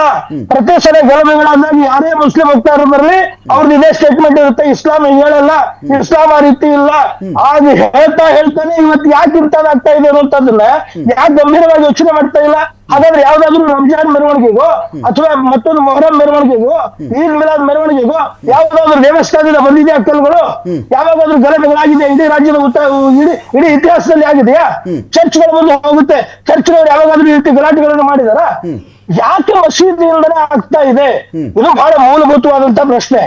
ಅದನ್ನ ಬಿಡ್ತಾರೆ, ಬಾಕಿನ ಮೇಲೆ ಚರ್ಚೆ ಮಾಡ್ತಾರೆ, ಚುನಾವಣೆ ಜೋಡಿಸುವಂತ ಪ್ರಯತ್ನ ಮಾಡ್ತಾರೆ, ಇಸ್ಲಾಂ ಆಗಿಲ್ಲ ಅಂತ ಹೇಳುವಂತ ಪ್ರಯತ್ನ ಮಾಡ್ತಾರೆ. ಹಾಗಾದ್ರೆ ಮಸೀದಿಯಿಂದನೇ ಯಾಕೆ ಆಗ್ತಾ ಇದೆ?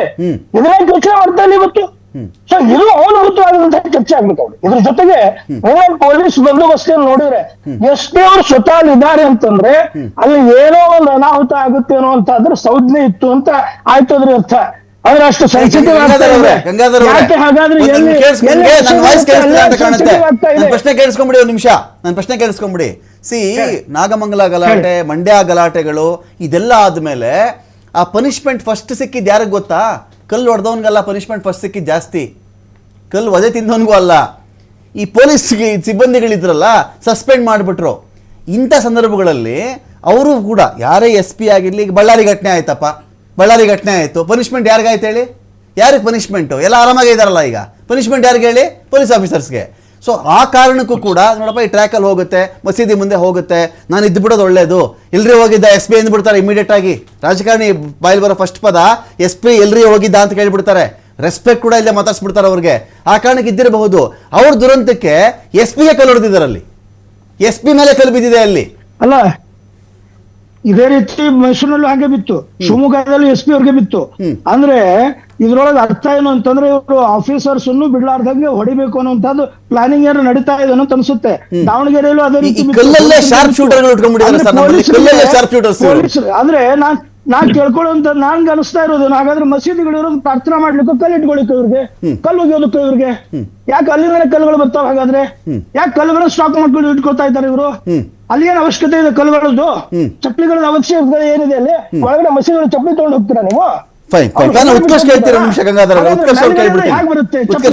ಈ ತರದ ಮೆರವಣಿಗೆಗಳಿದ್ದಾಗ ಇನ್ನು ಮೇಲೆ ಮಸೀದಿ ಒಳಗಡೆ ಅಥವಾ ಬೇರೆ ಬೇರೆ ಪ್ರಾರ್ಥನಾ ಮಂದಿರದ ಒಳಗಡೆ ಪೊಲೀಸ್ ಆಫೀಸರ್ಸ್ ಹೋಗಿ ಅಲ್ಲಿ ಚಪ್ಪಲಿಗಳು ಬಿಡದಂತೆ, ಕಲ್ಲು ಇಟ್ಟಿಗೆ ರಾಶಿಗಳು ಹಾಕದಂತೆ, ಏನು ಕೈಗೆ ಆಯುಧಗಳು ಸಿಗುತ್ತಂತೆ ಏನಾದರೂ ಮುಂಜಾಗ್ರತಾ ಕ್ರಮವಾಗಿ ತಪಾಸಣೆ ಮಾಡಬೇಕಾಗತ್ತಾ ಸೂಕ್ಷ್ಮ ಮತ್ತು ಅತಿ ಸೂಕ್ಷ್ಮ ಪ್ರದೇಶಗಳಲ್ಲಿ ಅಂತ? ಸರ್, ಶಿವಾಜಿಯನ್ನೇ ಬಿಡದೇ ಇರತಕ್ಕಂಥ ಕಿಡಿಗೇಡಿಗಳು ಇನ್ನು ಪಾಪ SP ಗಿಸ್ಪಿ ಎಲ್ಲ ಯಾವ ಲೆಕ್ಕ ಅವ್ರಿಗೆ? ಯಾವ ಲೆಕ್ಕ ಇಲ್ಲ. ದೇಶಕ್ಕೋಸ್ಕರ ಹೋರಾಟ ಮಾಡಿದಂತ ಶಿವಾಜಿನೇ ಲೆಕ್ಕಕ್ಕೆ ಇಟ್ಟಿಲ್ಲ ಅವರು. ಪೊಲೀಸ್ ಸ್ಟೇಷನ್ ಸುಟ್ಟು ಹಾಕಿದ್ರು DJ ಹಳ್ಳಿ KJ ಹಳ್ಳಿಯಲ್ಲಿ. ಸೊ ಹಾಗಾಗಿ ಇನ್ನ SP ಗಿಸ್ಪಿ ಎಲ್ಲ ಬಿಡಿ. ಮುಂದಿನ ದಿನಗಳಲ್ಲಿ ನನಗನ್ಸೋದು ಕಾಂಗ್ರೆಸ್ ಸರ್ಕಾರ ಅವರನ್ನೇ ಬಲಿ ಕೊಡುತ್ತೆ. ಅವರ ರೆಸಿಗ್ನೇಷನ್ ನೀವೇ ಇದಕ್ಕೆ ಜವಾಬ್ದಾರಿ ಅಂತ ಹೇಳ್ತಕ್ಕಂಥದ್ದು. ಈಗ ನಮಗೆ ಪ್ರಶ್ನೆ ಯಾವಾಗ್ಲೂ ಕಾಡ್ತಕ್ಕಂಥದ್ದು ಏನು ಅಂತಂದ್ರೆ, ಈ ಮಸೀದಿಗಳಲ್ಲಿ ಕಲ್ಲು ಹೇಗ್ ಬರ್ತದೆ? ಕೆಲವೊಂದು ಸಂದರ್ಭಗಳಲ್ಲಿ ನೀವು ಮದ್ದುಗುಂಡುಗಳು ಬಂದಿರತಕ್ಕಂಥದ್ದು ಇದೆ, ಕೋಲುಗಳು ಬಂದಿರತಕ್ಕಂಥದ್ದು ಇದೆ. ಇದೆಲ್ಲ ಸಂಗ್ರಹ ಯಾರು ಮಾಡ್ತಾರೆ? ಮೊದಲು ಇಲ್ಲಿ ಸಮಸ್ಯೆ ಏನು ಗೊತ್ತಾ, ಈಗ ಉಮರ್ ಶರೀಫ್ ಅವ್ರು ಹೇಳ್ದಂಗೆ ಇವ್ರು ಸರಿಯಾಗಿ ಆ ಮಸೀದಿಗಳಲ್ಲಿ ಟ್ರೈನಿಂಗ್ ಆಗಬೇಕು. ಯಾರಲ್ಲಿ ಮುಖ್ಯ ಮುಲ್ಲಾಗಳು ಮೌಲ್ವಿಗಳು ಇರ್ತಾರಲ್ವಾ, ಮೊದಲು ಅವ್ರನ್ನ ಕರ್ಕೊಬಂದು ವಿಚಾರಣೆ ಮಾಡಿದ್ರೆ ಈ ಅಷ್ಟು ಸಮಸ್ಯೆಗಳು ಪರಿಹಾರ ಸಿಗುತ್ತೆ. ಪ್ರಚೋದನೆಕಾರಿ ನಾವ್ಯಾಕ್ರಿ ಕೊಡೋಣ? ಶಿವಾಜಿ ಮಹಾರಾಜರ ಜಯಂತಿ ಇಡೀ ದೇಶದಾದ್ಯಂತ ಮಾಡ್ತೀವಿ, ನಿಮ್ಗೆ ಅದ್ರಲ್ಲಿ ಪ್ರಚೋದನೆ ಏನಿದೆ? ಪ್ರಚೋದನೆ ಎಲ್ಲಿಂದ ಬರ್ತದೆ? ಪ್ರಚೋದನೆ ಬರ್ತಕ್ಕಂಥದ್ದು ನಿಮಗೆ ಸಹಿಷ್ಣು ಭಾವ ಅನ್ನೋಂಥದ್ದಿಲ್ಲ. ಮತ್ತೊಂದು ಸಮಸ್ಯೆ ಏನು ಗೊತ್ತಾ, ತಮ್ಮ ಸರ್ಕಾರ ಇದೆ, ನಾವು ಓಟ್ ಹಾಕಿ ಗೆಲ್ಸಿರ್ತಕ್ಕಂಥ ಕಾಂಗ್ರೆಸ್ ಸರ್ಕಾರ ಇದೆ, ಹಾಗಾಗಿ ನಾವು ಏನ್ ಬೇಕಾದ್ರೂ ಮಾಡ್ಬೋದು. ದೇಶಭಕ್ತ ಮುಸಲ್ಮಾನರು ಬಿಜೆಪಿ ಓಟ್ ಹಾಕಿಲ್ವಂಗ? ದೇಶಭಕ್ತ ಮುಸಲ್ಮಾನ್ ಯಾರು ಈ ರೀತಿ ಮಾಡಲ್ಲ ಅಂತ ನಾನಲ್ಲ, ಉಮರ್ ಶರೀಫ್ ಹೇಳಿದ್ದಾರೆ. ಮೊದಲು ಚಪ್ಪಲಿ ತಗೊಂಡು ಅವ್ರಿಗೆ ಹೊಡಿಬೇಕು ಅಂತ ಅವರೇ ಹೇಳಿದ್ದಾರೆ. ಸೊ ಹಾಗಾಗಿ ದೇಶಭಕ್ತ ಮುಸಲ್ಮಾನರು ಅಬ್ದುಲ್ ಕಲಾಂ ರನ್ನ, ಸಂತ ಶಿಶುನಾಳ ಶರೀಫ್ ರನ್ನ ಆದರ್ಶವಾಗಿ ತಗೊಳ್ತಾರೆ. ಈ ರೀತಿ ಕಲ್ಲೊಡಿಯವರನ್ನ ಇದ್ ಮಾಡುವಂತನಲ್ಲ. ಮತ್ತೆ ಆಮೇಲೆ ಫಿಕ್ಸ್ ಆಗ್ಬಿಟ್ಟಿದ್ದೀರಿ ಮುಸಲ್ಮಾನರು ಅಂದ್ರೆ ಅವರು ಕಾಂಗ್ರೆಸ್ ಪಾರ್ಟಿಗೆ ಮಾತ್ರ ವೋಟ್ ಮಾಡೋರು ಅಂತ ಗೊತ್ತಿಲ್ಲ. ಅವರು ಆ ರೀತಿಯ ಭಾವನೆ ಇಟ್ಕೊಂಡಲ್ಲ, ಅವರೇ ಹೇಳ್ತಾರಲ್ಲ ಏನಂತ. ಮುಸಲ್ಮಾನ್ ಅನೇಕ ಜನ ಹೇಳ್ತಾರೆ, ಕಾಂಗ್ರೆಸ್ನವ್ರು ಹೇಳ್ತಾರಲ್ಲ.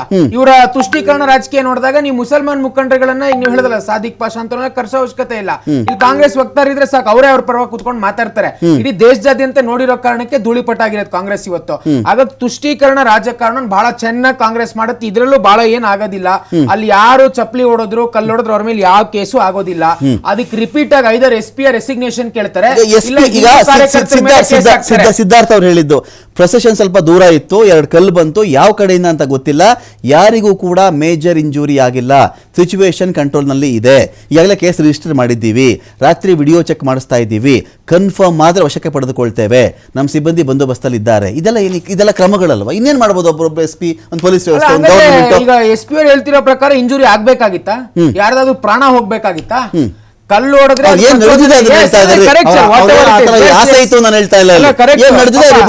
ರೀತಿಯ ದಬ್ಬಾಳಿಕೆ ದೌರ್ಜನ್ಯ ಮಾಡ್ತಕ್ಕಂಥ ಸರ್ಕಾರ ಇದ್ರೆ ಅಧಿಕಾರಿಗಳನ್ನ ಬಲಿ ಕೊಡ್ತಾ ಇದ್ರೆ ಅವರು ಪಾಪ ಬೈಕ್ ಹೇಳಿರ್ತಾರಷ್ಟೇ.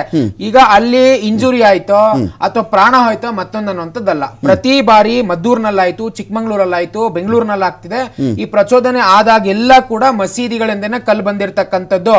ಇವತ್ತವರೆಗೂ ಒಂದೇ ಒಂದ್ ಕಡೆ ನೀವು ಪ್ರೂಫ್ ಕೊಡಿ ಸರ್, ದೇವಸ್ಥಾನದಿಂದ ಕಲ್ಲು ಬಂತು, ದೇವಸ್ಥಾನದಿಂದ ಚಪ್ಪಲಿ ಹೊಡೆದ್ರು ಅಂತ ಅವತ್ ನಾವು ಇವತ್ತರೆಗೂ ಆತರ ಒಂದೇ ಒಂದು ಘಟನೆ ಇಲ್ಲ. ನಾವು ಪೂಜೆ ಮಾಡ್ತಕ್ಕಂಥ ಗಣೇಶ ಪ್ರತಿಯೊಬ್ರು ಮಾಡ್ತಾರ್ರಿ. ಅನೇಕ ಜನ ಮುಸಲ್ಮಾನರು ಗೌರವ ಇದೆ ಗಣೇಶನ ಬಗ್ಗೆ, ಅಂತ ಗಣೇಶನ್ ವಿಗ್ರಹದ ಮೇಲೆ ಇವ್ರು ಎಂಜಲು ಉಗಿತಾರೆ.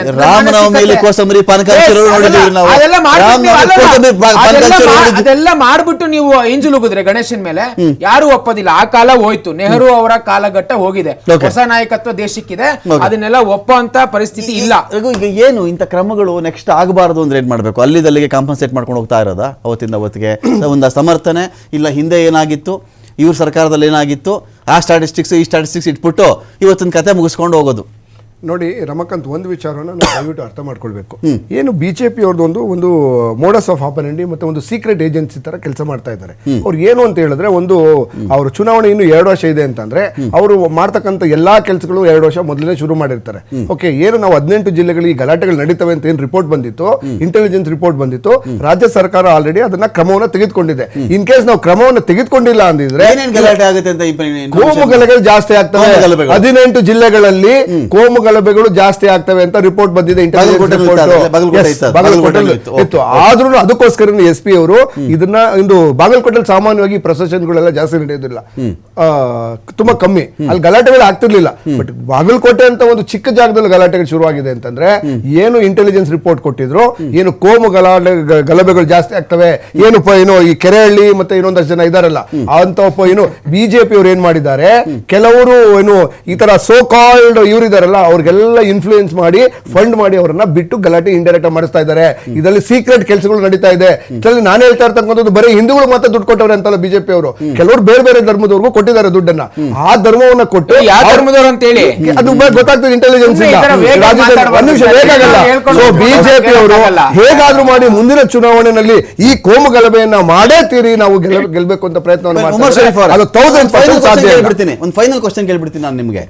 ಐ ಅಗ್ರಿ ಸರ್, ಈ ಕೋಮು ಗಲಭೆಗಳಿಂದ ಎಲೆಕ್ಷನ್ಗಳಲ್ಲಿ ಒಳ್ಳೆ ಬೆಳೆ ತೆಗಿತಾ ಇದ್ದ ಕಾಲಘಟ್ಟ ಇತ್ತು, ನಾನು ಅಲಗಳೆಯಲ್ಲ ಅದನ್ನು.